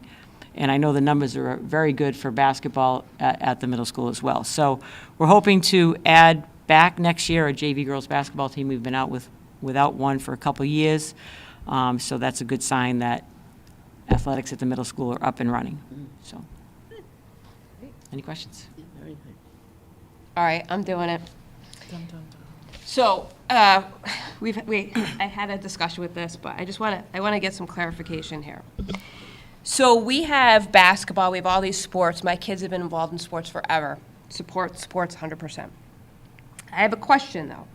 So you have a cheer team, all right? And the cheer team has, let's say, 12 players, 12, are they athletes? 12 athletes. And you have uniforms for 12, no, there's 13 though, I think, right? So there's 13, you have 12 uniforms. The question would be, why is it that the cheer team has only 12 uniforms when like the basketball team might have 24 uniforms? Because you're assuming that every kid fits into these only 12 uniforms. Why don't we buy extra uniforms? But my bigger question is, how is the money distributed amongst all the different sports? Like you have basketball, they have buses, they have refs, and then you have the cheer team, which doesn't use the buses and doesn't use the refs. They have old mats, which apparently cost about $10,000 to replace. Very difficult to clean and to get people to clean them. So that's all they really use is mats. I know they want a choreographer, which is about $1,500, which if you look at the cost of buses and refs, you have to take that into account. But my bigger concern is the uniforms and like where does the money, like how is the money allocated amongst the sports? I'm not saying that I'm like saying that cheerleading is like the greatest sport and basketball is the greatest sport and all that. I know that there's we have different, I don't know, like basketball is a big thing here and I get it and the money should go to the basketball, but what about the cheerleaders when they only have like a certain amount of uniforms that they've had for years and years and years? Like who determines where the money goes for sports, I guess is my bigger question. And I'm actually asking that for you because I'm wondering if you have that answer. Well, I don't prepare the athletic budget, first of all, but there's no allocation among sports. I mean, I think you've seen the way that we do prepare the budget. It is by season and by sport, and every single sport has different needs. You're projecting a year and a half in advance, and, given the budget parameters that we have every year of having a cut, although it's gotten a little bit better, I feel the district does the best that it can. I'm speaking very broadly now. We don't even have the FY24 budget prepared at this time, but I think we do the best we can in trying to maintain our sports. As you know, in 2016, we had to eliminate the entire athletic program, and if it weren't for an outside group actually getting private donations, which could never happen in a million years a second time, we were so lucky to get our program back. We have been trying to expand our programs, which we have done, which I think everybody agrees that having an expanded program at middle school that also expands the program and the offerings and the opportunities for our students at the high school actually has great value as well. And it is a real, as you know, Julie, a real balancing act between all of the programs that we have. It's not just athletics. Athletics is one small component of an entire budget, which includes all the regular ed programs, improving our, bringing in more, things that we spoke of tonight, Project Lead the Way, expanding engineering, trying to expand STEM programs down to the elementary school and the primary school, trying to expand our special ed programs, being more internal or expand opportunities for students, also addressing the SEL, social emotional learning, which is required for public school districts. I mean, I'm only mentioning a very few of the things that a school district needs to look at broadly, and I feel that both of the athletic directors, because we have a new one also at the middle school, very excited, as you know. I don't know if you know, Jonna Palaquin has taken over she's the athletic director at the middle school. We have Mary Sokol, who has been doing the high school athletic program for many years. They're very passionate about it. I know that for sure. I know that, absolutely, I can attest to that. But like with everything, it's a balancing act. So it's not that anybody purposely takes anything away or doesn't put anything in. We have financial constraints, and I believe we try to do as a team, and that includes all of the administrators, the school committee, the town working with the school department. I mean, everybody tries their best to pool our resources together, do the best we can, and make the best decisions we can for students, broadly speaking, knowing full well we never get 100% of what we may need or want. I guess that's the best way I can answer that question. I think I'm just speaking on behalf of the fact that you have like, so what happens, like, we do have more children than we have had in the past for cheer. What do we do about this uniform situation? What happens if you don't have a coach that puts in for this next year? We should get more uniforms. Now these kids don't have uniforms, and you're told, oh, now you have to do fundraising, but yet the basketball team has all these uniforms, and they have buses, and they have reps. That's where I'm going with that. Like, how do we give them the stuff that they need and the equipment that they need when you have 15, 20 kids sign up versus last year where you had, 10 kids or 5 kids or however many kids? It was a low turnout last year, so I think it's, when it's brought to their attention, I think that's where Courtney's We do the gonna budget work. a year and a half before Right, the. they're gonna work right. to within the Right. parameters of the budget of where can we, because obviously, if we put X amount of kids on a team and we don't have enough uniforms, we have to find the money to get to be part of a team, you have to have a uniform. No different for cheer. So I think that's what, Well, it's actually no different for really basically the whole budget. How many times have I said jokingly, but not really, because it's a fact? The minute you approve the budget, say it's April 15th, 2023, within 10 seconds, that budget is already out the window. So, for many, you're making estimates on, especially in this very volatile world we're in right now. You're lucky you can even get anything. The prices are going up exorbitantly higher than you would ever predict. I really don't even know what to tell anyone to put in for an increase for, say, supplies, copy paper, and things of that nature, because we haven't even done the procurement yet. So I just I hate to say it, sort of made up a percent that I think in my head might be reasonable. I'm not going to be able to tell the school committee that that's reasonable. This next year coming up is going to be very difficult, I think, as everybody knows. But I believe that as a district, I feel that we really pull together to try to do what we can for all students. And granted, we don't always get what we want or even need sometimes immediately when we need it. But I do know that Mary's very passionate about her athletic program. So in other words, and her if athletes. we needed uniforms, we could somehow, and I hate to use this term, find the money, but, and Mary we've already addressed this, but I mean, like, technically, there's money out there that we can help provide the correct uniforms for people so they don't feel embarrassed that they're wearing a size, 3 sizes too big, 3 sizes too small. We can figure out how to make it work, is basically what you're saying. Well, I don't recall saying that, but I will state, though, that principals do have a budget, although albeit not a lot of lines that they have control over. There's not a lot of dollars they have control over. Certainly the high school has a little bit more than the other schools do. And I will tell you, I know for a fact that all of the principals on a regular basis have to do that. And again, it's a balancing act for them because they're getting hit with things all the time that are more than they thought. New students coming in, new needs, we didn't realize we needed this, or things come up, whether it be, it could be any student at all. These things happen every single day. I'm talking to them every day, I'm getting transfer requests, You know, they're doing that all the time. But again, it's a balancing act for them as well, all the time, because they know they can't go in the red.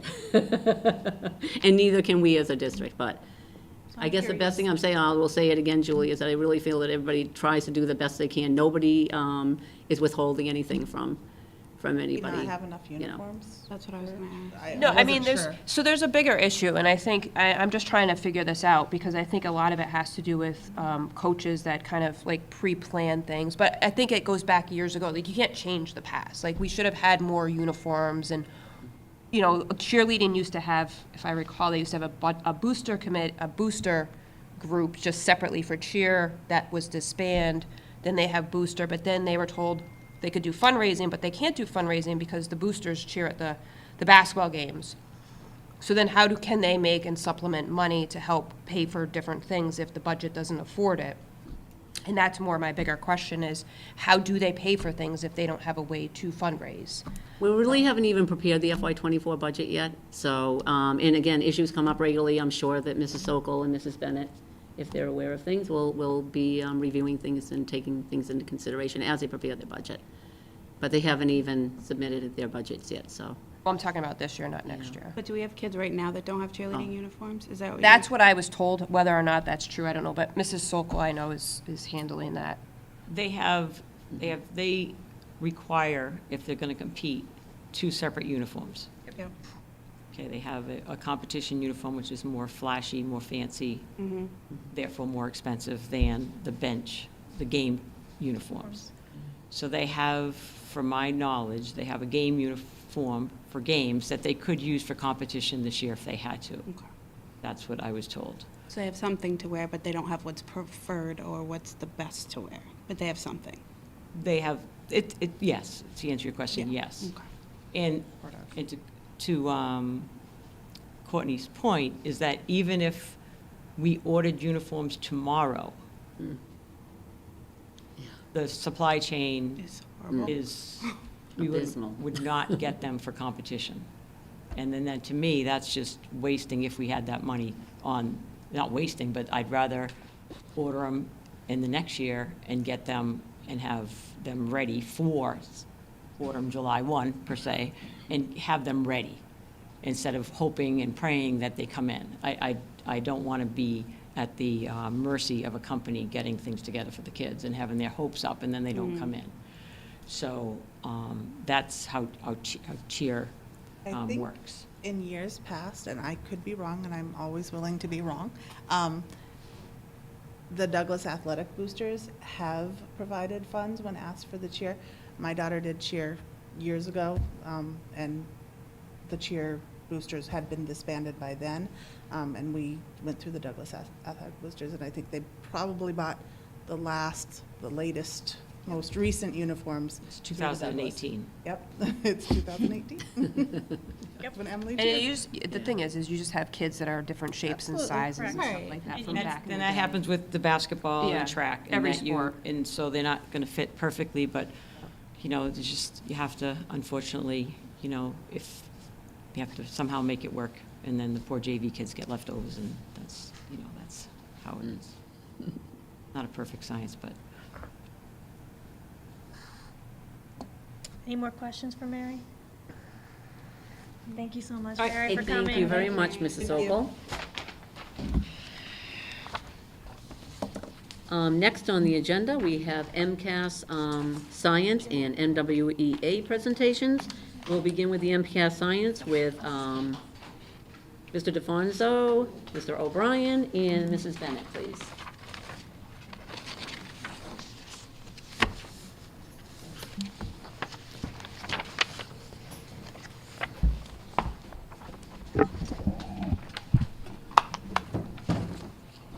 You just want to roll it and flip it? We'll make it easier for you. I know you have to do a little adjustment, but.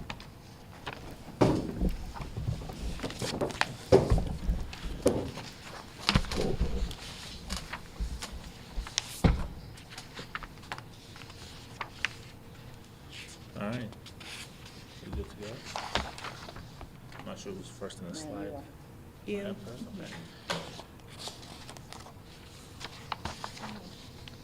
Good evening, everyone. How we doing? I didn't hear. All right.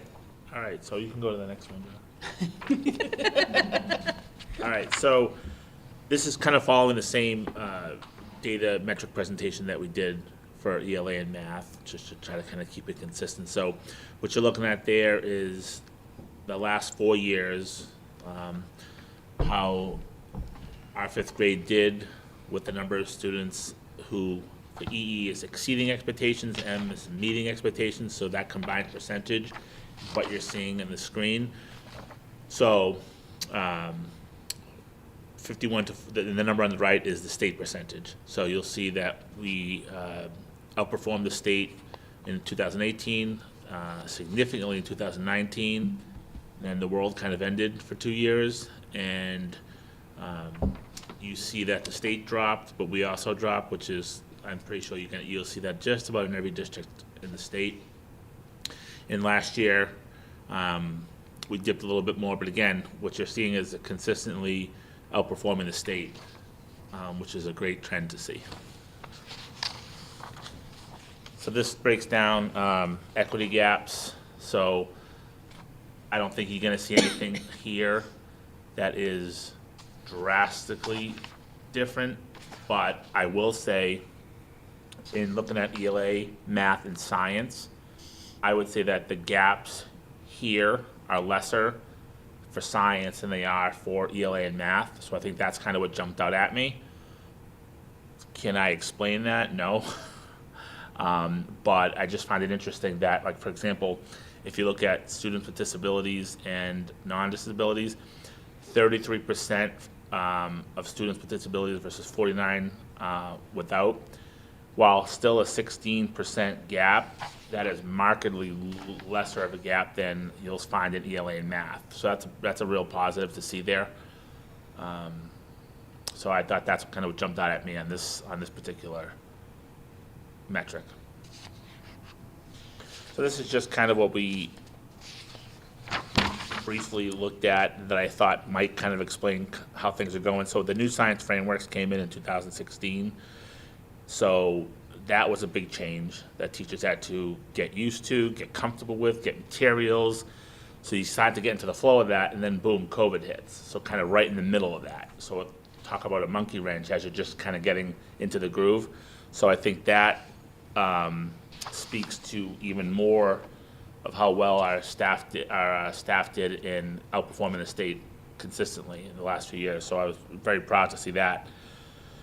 And I think one other thing maybe we can hypothesize about is, since COVID especially, where we're seeing a lot of regression in ELA and math, that naturally takes away from what you can do in science and social studies. So do I know that for a fact? No, but I mean, that's a hypothesis, and that's what I'm thinking that could be a reasonable explanation. Mm-hmm.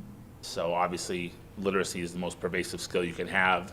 Science, math, that I think that has to be the focus. So again, that being said, we still did pretty well considering. So I was very proud of the staff for that. So in terms of item analysis, DES earned 57% of the possible points on last year's MCAS versus 56% by the state. Earth and space sciences, life science, and physical science were all curriculum domains that we did better than the state, so that's excellent. Very proud of that. And then in terms of engineering, technology engineering, the state outperformed us by a margin of 3%, which at this particular time, we don't have a STEM classroom or a teacher, and I know that's something we've all talked about. So I think that's a reasonable hypothesis as to maybe why we didn't do as well in that particular area. But still, only 3% less is pretty impressive considering that we don't have that capability at this time, maybe down the road. So that would make sense. And this is just a visual that you can see from last year. We scored 45%, meeting exceeding expectations, whereas the state was at 43. So that's just a nice visual. I know it comes out a little wonky on the slide, but that's where the data was pulled from that you initially saw. And again, not that we'll go through this line by line, but this breaks down every domain within the science frameworks that is tested on MCAS, and it tells you how we did comparatively to the state, percentage by percentage, domain by domain. Overall, as I noted earlier, 57% we had obtained versus the state at 56% overall. So a little bit better. And then it shows you areas where we outperform them, but areas where we still have a ways to go. And that you obviously what jumps out at you on this slide is the technology and engineering domains is where we had the biggest disparity.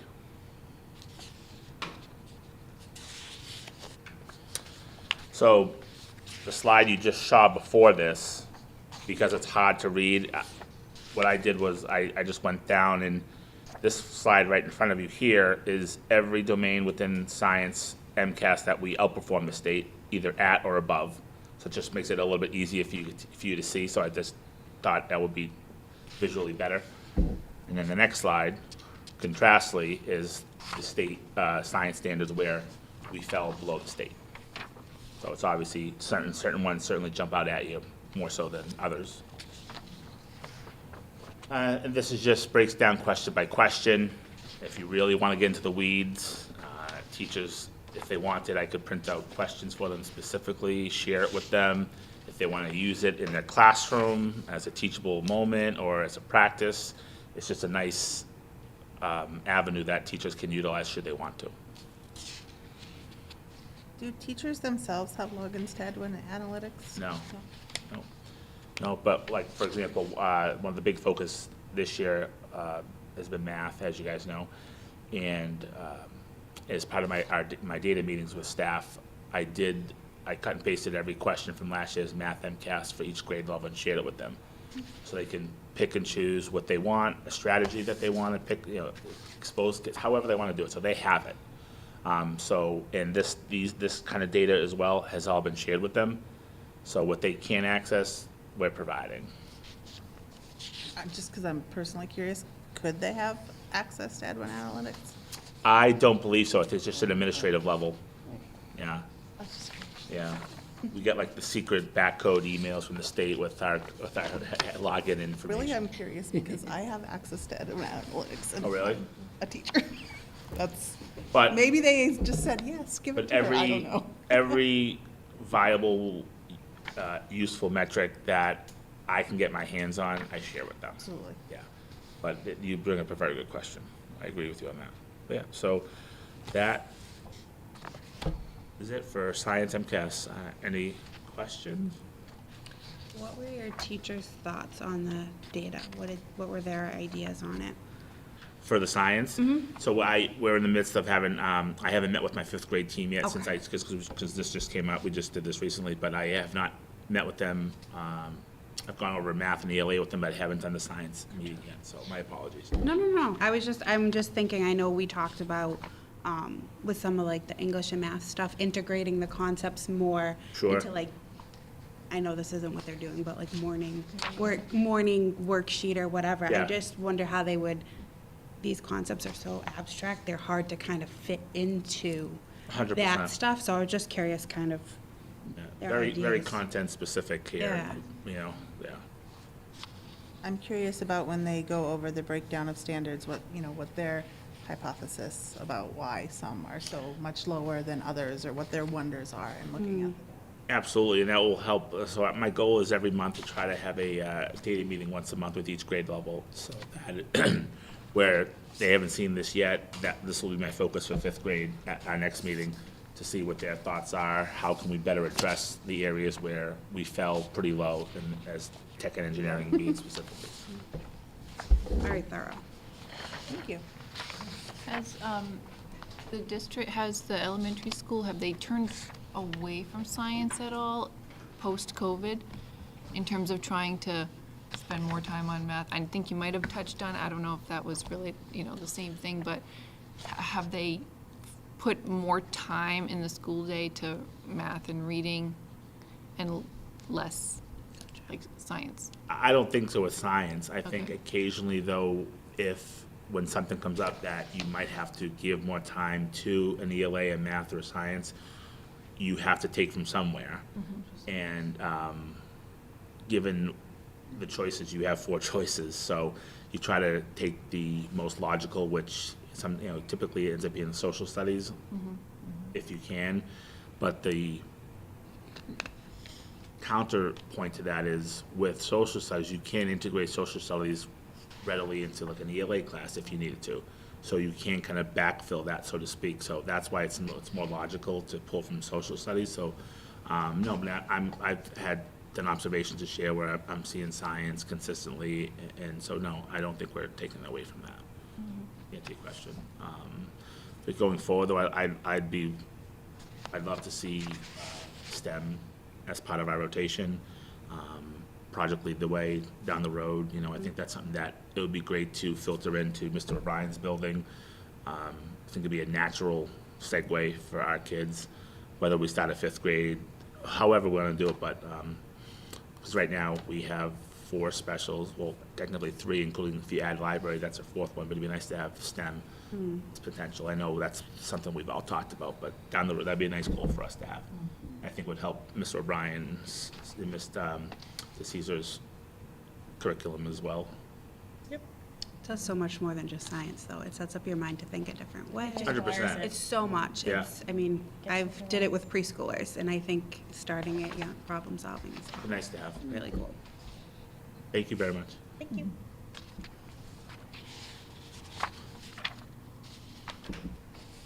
Are we doing NWEA now, or are you guys doing science now? Okay. All right.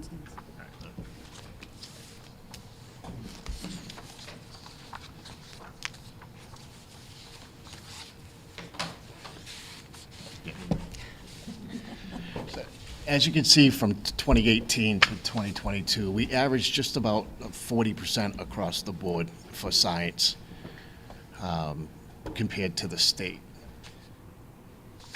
Not where we'd like it, but we're improving every day. And if you go on to the next slide, again, students with disabilities, much more challenging, especially after COVID, dropped all the way down to 6%.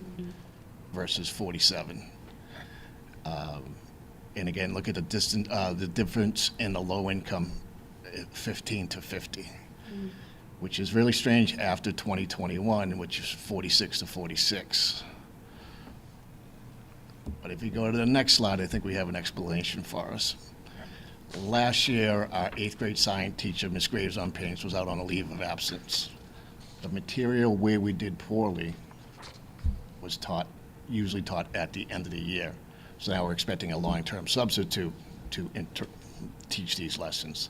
So it does make a lot of common sense. I would like to thank Ms. Graves on Payne for going through this data with me as well, and trying to say, okay, where can we get better, and what are we doing?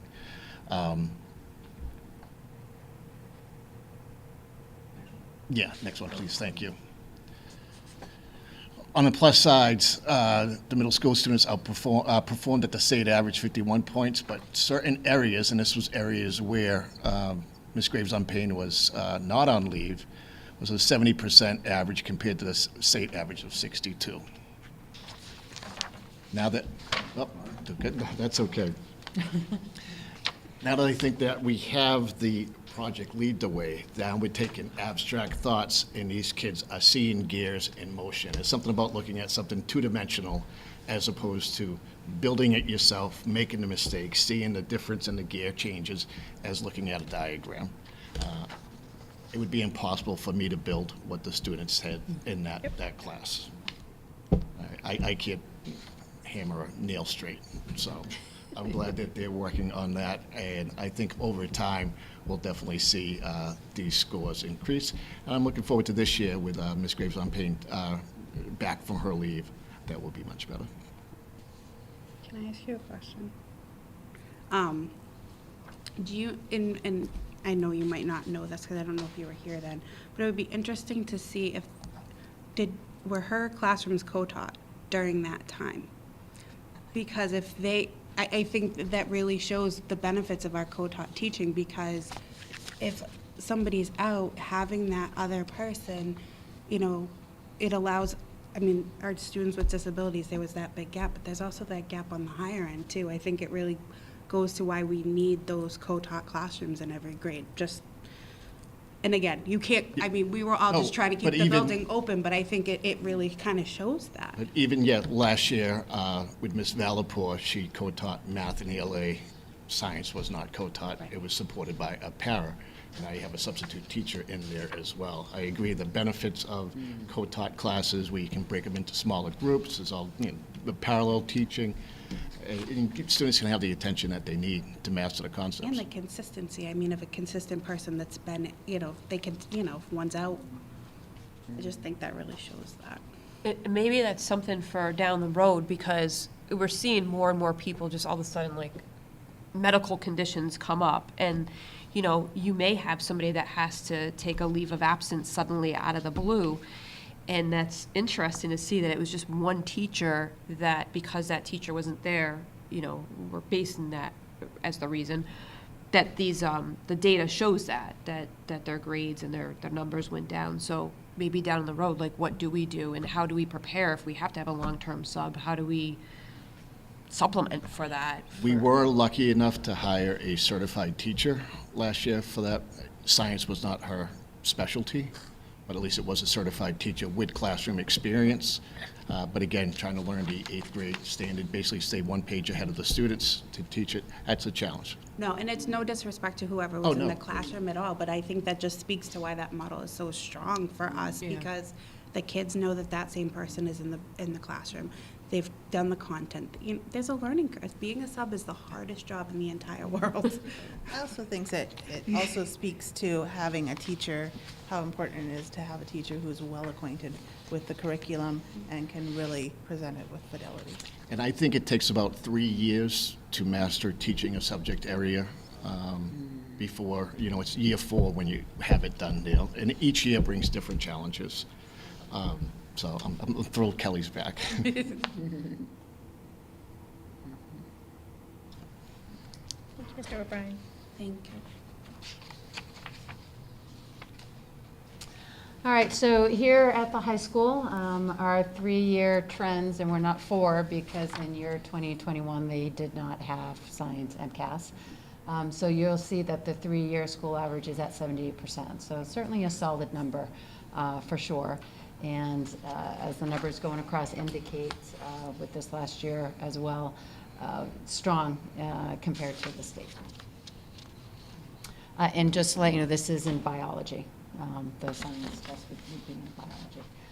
So again, looking across the table here, this is going to be similar conversation from what math and ELA brought, just in terms of the low income, our students with disabilities, as well as our male-female population. So again, looking at some of those same areas, you know, it was the test for science, it's at the end of the year. I mean, it's in June. It's a tough time. It's never a great time to have MCAS, but it's a tough time as well. But at the same point, there is the opportunity to cover a lot of material, but you're also covering a lot of material from, you know, way back when you started in September.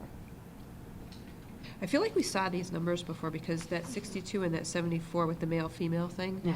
It's so interesting how it went down so drastically. It's it is. That's kind of consistent. Like I said, as I indicated with math and ELA as a whole. So, you know, what's the data telling us? Again, we're above the state the average with the biology, you know, kind of / science there.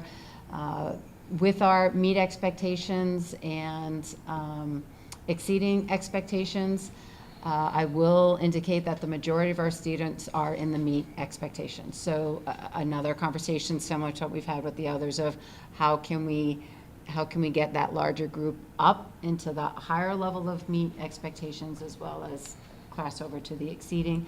But more importantly, let's bring those students up, and what strategies can we employ to get our partially meeting into the meet expectations. At the end of the day, if they're even partially meeting expectations at the state level. That's where the state is looking. We, of course, are just still looking for mastery of content with our students. So what is it that we can do to help our students? One of the indications, conversations, is the math breaks, actually. And the fact that the curriculum, the flow of the curriculum was really interrupted with our math breaks last year and the last couple of years. So, you know, it'd be one of those that you go in and you could be teaching and then, oh, okay, need to have, it's your turn, it's our turn right now to have that math break. And it does. That, as it was needed, it's still disruptive to the curriculum, and you lose curriculum time as well to cover things. And then another concept is the questions with the larger reading passages had lower scores. So something that we saw in our other two areas as well. So how are we able to better prepare the students to look at that passage, be able to disseminate exactly what it is that they need to answer, navigate going back to the questions or to the text itself to be able to analyze and answer the questions appropriately. So conversations that, very similar conversations that we're having across the board in terms of getting this information into the students, or I should actually say more the concept of that larger reading passage into the students more frequently, and being able to help them dissect and navigate how they can find the appropriate answer confidently. And then with our item analysis, again, looking the conversation as we were looking at the different, oh, thank you, sorry. Looking at the different standards there.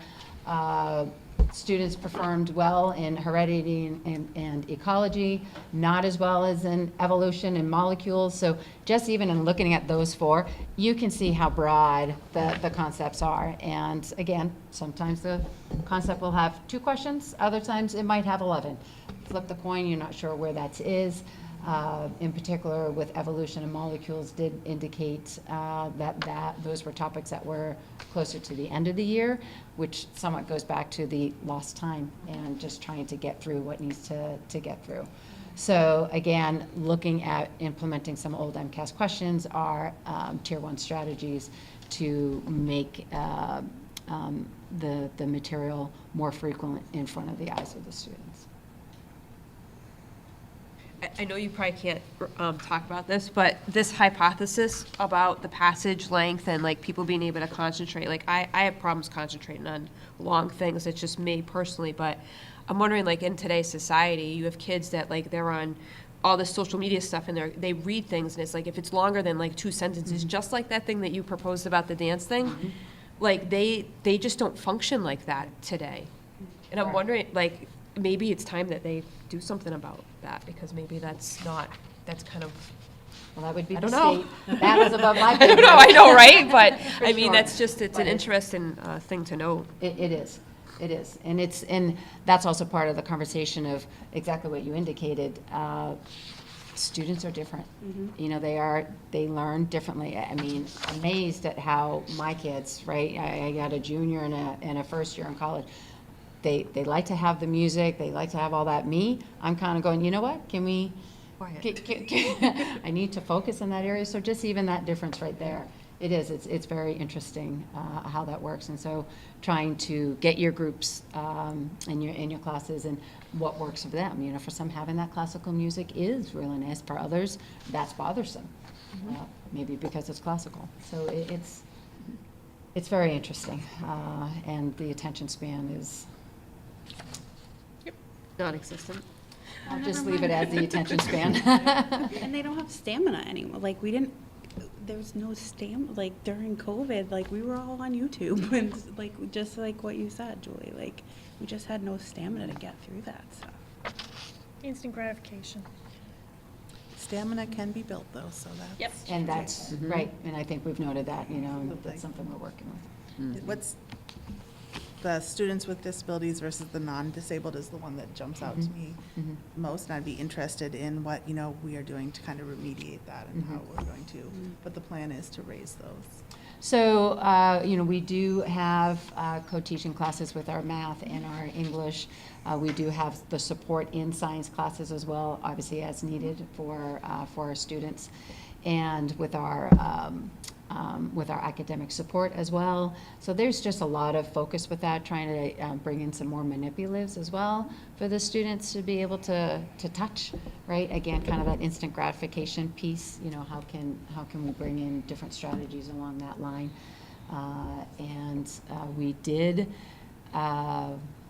We just had a retest for math and science. Our science retest will be in February. So we are working with students who did not pass right now in the flex classrooms and addressing, like, that data has been analyzed and worked on with our special education teachers. And so addressing the students in and around that area. And obviously we'll hone in and focus in even more after the new year. Do they have the same kind of tests, like people that do have disabilities, do they have the same kind of tests that just? They do. There may be accommodations though. So, if they need the one-on-one or if there's a read aloud. So it certainly works off of their IEP. So there are those accommodations that are available. But then you also have, I call it the cheat sheet, but it has all of the reference. Yeah, that's what I call it, the cheat sheet. But it does have and every student gets that. It has the different formulas and such like that. So that's something that all students. It does in math, but the state-approved biology one is blank. It's not blank, but you have to be able to fill it in yourself. Right. So it's intense. So like when you get the scores in the mail, it's assumed that you're just everybody's testing at the same level, there's nothing that's in those scores that would indicate otherwise. So when they have, in other words, if they submit that to a college and they see that and it's like, wow, your scores are really low, but they don't know the whole backstory behind it, right? So that's Just where. out of curiosity. So looking at the data per se, just how you said it, no, an admissions officer would not. That is where the information comes in with your application and reference letters, from your teachers, so on along that line. So that is where on the application piece, there would be that indication of the support that was there, or you didn't have support. You could also take once you're accepted, you can take your IEP to the college. Not that you can't, it's a high school document, but you can say these are the accommodations I got. Of course. And And they can 504s too. yeah. Yep. And again, many schools are becoming test optional right now as well. So, with that being said, you don't have to submit your MCAS scores. And that percentage has increased drastically over the last 4 or 5 years. Drastically. And I was more so commenting towards your thing, which was that, they're very low, but it's I feel like it's tough because you're having kids do the same exact stuff that maybe they're just not able to do. It's not differentiated at all. Yeah. We differentiate instruction and standardized testing. Yeah. Yep. Right. It'd be interesting to see, because I know Bob in 6th grade last year, Mrs. Simmons and Mrs. Blue would flop. So one semester one would be in English while the other was in social studies, and because as long as you're still supporting those kids, and then they would flop, and it would just be interesting if we started, that's way above what we do, but having the special ed teacher and the para in that grade switch off. One semester do science and social studies, one semester do English, and just see what it does. I agree. But again, overall, we have strong, we're at 78%, so that's pretty solid. Yeah. For sure. Good work from our science teachers. Thank you. Thank you. You're welcome.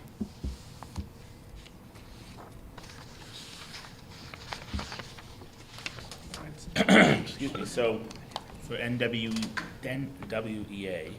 I stumble on that every time I say it. It's a little different in terms of, instead of a percentage combined of exceeding and meeting, it's benchmark or not at benchmark. So last year, 34 students were above benchmark in 5th grade, 61 students were below, so 64% were below. And this is interesting because like STAR advertises itself as an MCAS predictor, This aligns pretty accurately with, I don't know, not that you remember from the MCAS presentation for math, but our 5th grade math scores were lower than I think we wanted, and this kind of corroborates that, so to speak, with a different metric, NWEA versus obviously state testing. So it does jive, which is a good thing. So this kind of gives you a good idea of its predictability, so to speak. And looking at the data, our strengths, where our highest performing standard was number one operations. And again, the weakness, 81% were below benchmark in geometry. And if you went back to look at the MCAS presentation, you will see that geometry is one of our weaker standards. That is 100% consistent, and that is not unique to Douglas. We are having a visit on Friday from a math coach just to do some observational work, and in talking with her district, they're seeing similar things too. And like us, geometry is usually something later in the school year, so it's not, it's just not a random thing that we're not doing well on. There seems to be pretty logical reasons. So, so it's interesting that this kind of backs up what the MCAS data showed too. Can I ask you something around this? Yeah. So I know you had mentioned this back with the MCAS presentation, that you were looking at doing things different with geometry for this year. So we're in December now. What does that look like now? So trying to integrate it more as we go along. Like for 1 grade, for example, I don't want to, 1 grade, for example, is taking a block a week to filter in some standards that typically are later in the year. It's tough because you have a curriculum to go by, you have frameworks to go by, and you have a curriculum not to follow. But whether it's morning work, whether it's a center, teachers are finding ways to integrate this in. And one thing that's actually interesting, and talking to this coach, we went to an ST Math conference a couple of weeks ago, and what she was finding is similar to what we're seeing is the way ST Math is set up. Kids, when we get to new units, they'll have seen it before. Oh, I saw this kind of problem before in ST Math, so they are getting some exposure to that too. Mm-hmm. So piggyback that with teachers trying to filter in these standards that are typically later in the year standards, I think is going to be an impactful way to combat some of these standard deficiencies. So. Is there any geometry that they're seeing now? Oh, yeah. So, I mean, I can't be specific, but I mean, just in bouncing around rooms, seeing what kids are working on, yeah, they're getting some exposure to it. Okay. And the interesting thing about ST Math, too, is just stay on that for a minute, you can customize any standard for a student to see. Mm-hmm. You want the whole class to work on X, you can set it up ST Math, customize it that way. So it's pretty good. So if teachers see something that they want to reteach or dipstick or just kind of come back to, they have that autonomy in ST Math to set it up in such a way. Mm-hmm. That was one of the things I learned at the conference I thought was really valuable. And all this is just what NWEA's site shows. The data is already reported on the prior screen, but if you wanted to know where it came from, this brings it down higher, lower, middle. So, but that's where I got the numbers from. So just so you see it. Same thing here. This is just actual charts that, if you were curious where those numbers came from, that's where they came from. So that was math. So reading, again, just like if you recall when we did the MCAS presentation, our 5th grade was above the state in every reading standard. And here you go, complete opposite here than the math. 63 students are at or above benchmark in NWEA for reading, 28 below. So you're seeing a lot of correlations between our MCAS data and NWEA. So to me, that shows that NWEA is a reliable metric to use relative to our MCAS performance. So that's good. I know those numbers are excellent. So our highest performing standard, language, craft, and structure, 57%. 60% were below benchmark in vocabulary, acquisition and use. So, again, and then the next slide is where you see that information came from. Yep. Language usage, so, get to my screen here. Again, 61% above, 36 below. Our fifth grade teachers knocked it out of the park with ELA last year relative to the state. So this does not; these numbers do not surprise me. I would have predicted that. They did really well. So our strength on this one was understanding editing for mechanics. So that's, to me, that shows that we do a good job teaching the writing process to students and going over writing. Our weaknesses below, 56% were below grammar. So I think that's a very hard thing for fifth graders. I think it's a hard thing for anybody. You know, how many times have you got a letter in the mail or an email and you look at that and say, what? There's no comma. So that's a very, when I was teaching, my last teaching position was ELA, and writing was what I focused on. So very high concept grammar, when to put a comma. You take it for granted as an adult, but for students it's tough. So that's not super surprising. Again, and then this information here is, again, just where I pulled the data from, so you have it as a reference. And then the last piece, science, 57% above, 37 below, which again corresponds to how we did on MCAS versus the state. So if anything, I think this data shows you that NWA is pretty reliable when compared to the state metrics. Just shows physical science was our weakest. Physical science was our highest performance standard, and life science was our lowest. And that's it. Thank you. Thank you. Could you back up a little bit, John? I'm sorry, I forgot to ask any questions on that? No. Thank you. You guys have put a lot of work into all this data for all the presentations this year. Thank you. You can skip by this, please, John. Thank you. You can skip this one, go one more. All right, so the data tables that you're going to see below, the NWEA or MAP testing, 220 is the cutoff. So if they're above 220, they'd be meeting or exceeding expectation. If they're below that, they would be not meeting. We've done 2 rounds of NWEA testing so far, one at the beginning of the year for benchmark and one just recently in November. The way the NWEA is set up is that those are questions that come across the period of time that kids are in class. So since we did the second test a little bit early, it was probably 3 weeks before teachers got to that material. So for science, we've only done the beginning of the year average. Their middle of the year average testing will be in January. And above 220 was 20 students, or 22% of the students at this point. This is where it gets interesting. At the beginning of the year, grade 6 math, 25% were above average. In November, that jumped up 40% to 65%. You can see in grade 7, it jumped up 4%, in grade 8, just slightly. I think that's testimony to Jess Finley, our grade 6 math teacher, who is a data specialist. She loves looking at data. To make that type of gain in that short period of time is nothing short of amazing.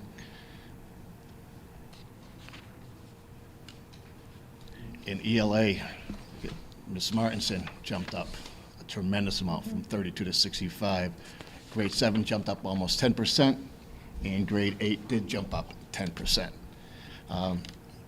It's nice because then teachers can see what they have to reteach, as opposed to, I always call the MCAS the autopsy, but now we can treat the patient before that exam, so they can know what topics they have to reteach, what students they have to reteach, circle back into that curriculum.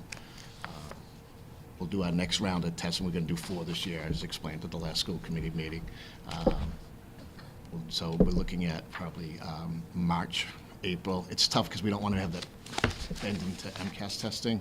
And there's a balancing between how much assessments you can do and how much instruction you can do. Yep. So you want that balance, but it's good to get that feedback. I have a question. Yes. So, you know, is there something that happens between 6th and 7th grade? Because I'm looking at, you know, later in the year for 6th graders and then beginning of the year for 7th graders. Or is there a change in the test, or because the numbers Traditionally, 7th grade. carry over, you know what I mean? Absolutely. There is some learning loss throughout the summer, which it naturally happens. 7th grade is the most challenging school year, I think, throughout the whole kid's Amen. schooling career. 7th grade, whether that's with peer friendships or academics, that is the toughest grade. We're coming out of COVID from 2 years, so the data is not And I surprising. think if you look at the state too, 7th grade, what they always explain is the hockey stick. It goes down right there. And to try to compete with the chemicals and hormones on adolescent brains is very challenging. I know, but I'm looking at the beginning of 7th grade. Who came out of that, you know what I mean? I would say that's the most challenging hormones. I'm just I gonna. agree. Puberty hits and they lose They a month just, in. yeah, And then they all of a sudden become different people. yeah, they transform. It's coming. That's the word. If you've never dealt with it, this is the hardest year of 7th grade. I'm not surprised. But they've made great strides. So, I mean, they Yeah. get back into a routine. If you've never had a 7th grader yet, Well, they're It's a not challenge. the little ones in the school anymore either. So they're Yes. the middle of the pack, so they don't get all the extra attention for being the new ones. They're not the leaders either. It is a challenge. I don't think you find one adult would want to go back to 7th grade. yeah, I would not. But I'm happy to say that in January, our math teachers will be putting on a workshop for parents on how to assist your student with math. That's awesome. And it will be, further down the road, will be, how do you assist your child with homework? And each month, we'll put on other workshops, and we can zoom that out to parents as well. But I'm thrilled the teachers stepped up and said, yeah, we can do this. Yep. Any questions?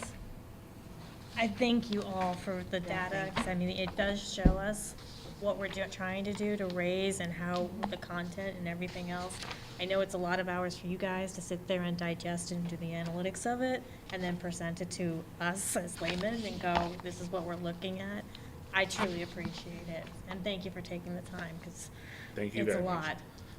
It's very important, and it's critical, I think, for us to be able to know, how do we improve? How do we get better? That's all we want to do, right? Right.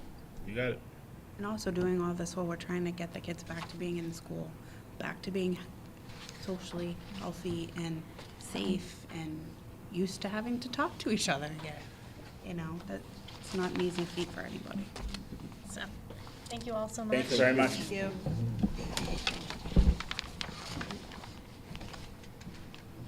All right, moving on to the school committee and subcommittee reports, the account payable report. Okey-dokey. Warrant DMS 2303, DHS 2304, of a warrant date of 11/10/22. There was 2 batches totaling a dollar amount of $3,866.77. On 11/10/22 and 11/11/22, 20 SCH 23, 20 SCHL 23, a total of 12, and totaling a dollar amount of $177,252.92. And on 10/20/22, DMS 2302, 1 batch totaling $273. Warrants 17 SCH 23, 17 SCHL 23 on 10/10/2022 and 10/10/21. Those are the ones you signed. I signed this batch 1, 2, 3, 4, 5, 6. A batch of 10 in the amount of $43,950.35. did I send this batch to? And then the next batch, There's 9 of them. the next one, accounts payable report, warrant number 18 SH 23, dated on October 27, 22, batch of 9 for $234,006.60, and there was nothing out of the ordinary for this one.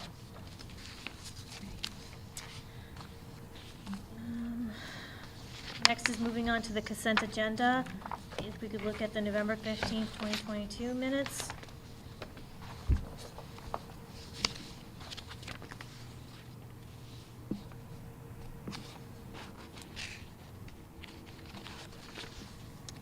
No, nobody sees anything out of the ordinary, I'd be looking for a motion.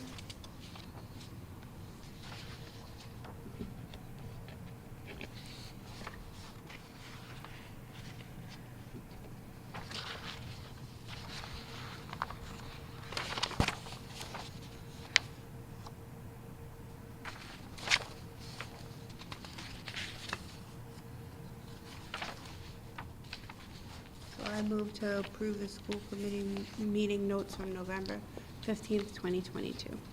Motion made by Beth, seconded by Teresa. Teresa. All those in favor? Aye. Anyone opposed? Anyone abstaining? Abstain.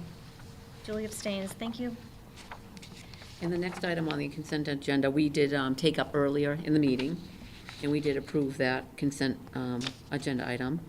Yep. And the next one down, we do have, we did receive a $3,133 donation from Blissful Meadows Golf Club. They held their annual company open charity tournament on August 26, 2022.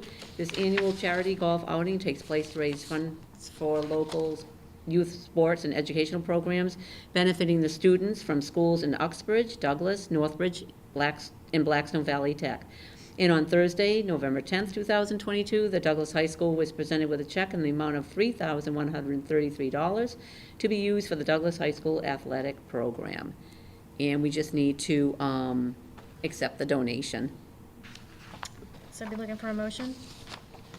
I move to accept the donation from Blissful Meadows Golf Club for use for Douglas High School athletic program in the amount of $3,133. Motion made by Monique, seconded by Teresa. All those in favor? Aye. Anyone opposed? Anyone abstaining? Thanks. Can we send them like a thank you note for this? You send in a thank you note for the donation? She just asked if did you send did they send a thank you note for? Or do we do that? Like- Yeah. Okay. Yeah, yeah. Okay. Yeah. Okay, no. Yeah. Yeah. No. I just think it's the nice thing. I think it's.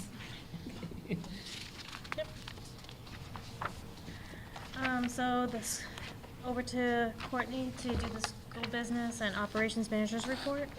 This evening I have for you FY 2023 budgetary transfers, number 4. Most of them are by, the request by administrators. And I started to do the whole entire general fund one, but that takes days and I just didn't get them. I only got 2 done. So, does anyone have any questions? Okay. Do we have to approve them separate? No, we can approve them separately, yes. So we're looking for a motion?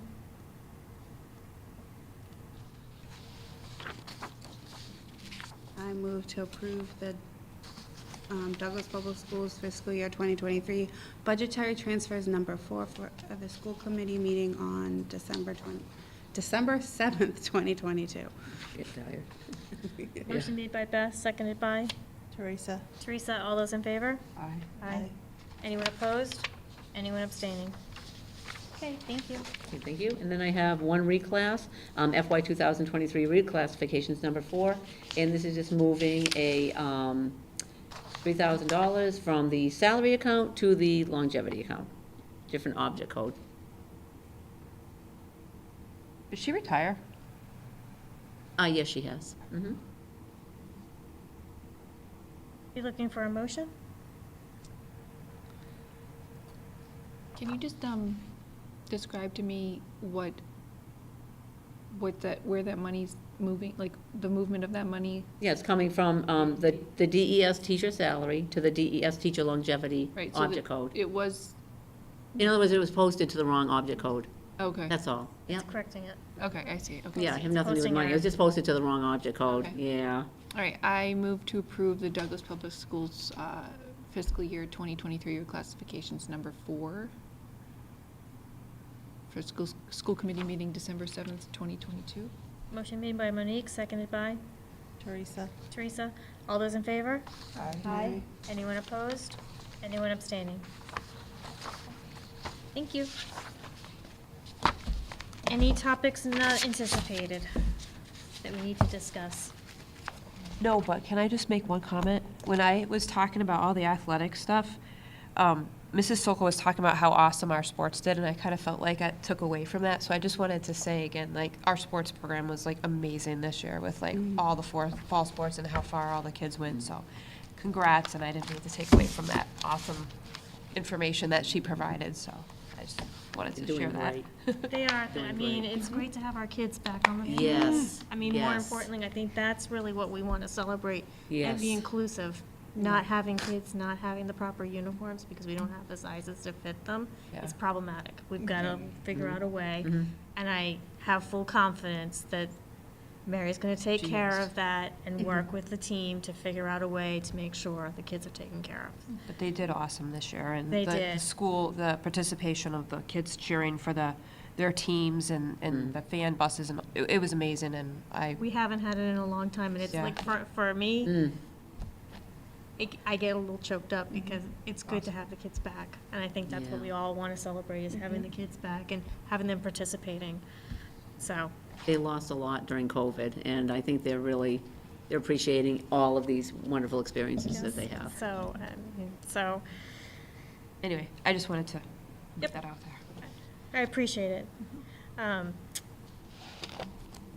We are going to enter into an executive session, so to discuss the strategy with respect to collective bargaining or litigation if an open meeting may be detrimental effect on the bargaining or litigation position of the government body, and the chair declares so. So we're going to enter into executive session. We will come out of executive session and terminate our Adjourn. our school committee meeting from that executive session, so we will not be coming back online. So would need to do a roll call vote for us to enter into executive session at 9:17 PM on December 7th. Beth Bergstrom, aye. Teresa Brooks, aye. Julie Mulder, aye. Monique Salvasai. Heather Moore and I. Thank you all. Have a wonderful evening. Thank you.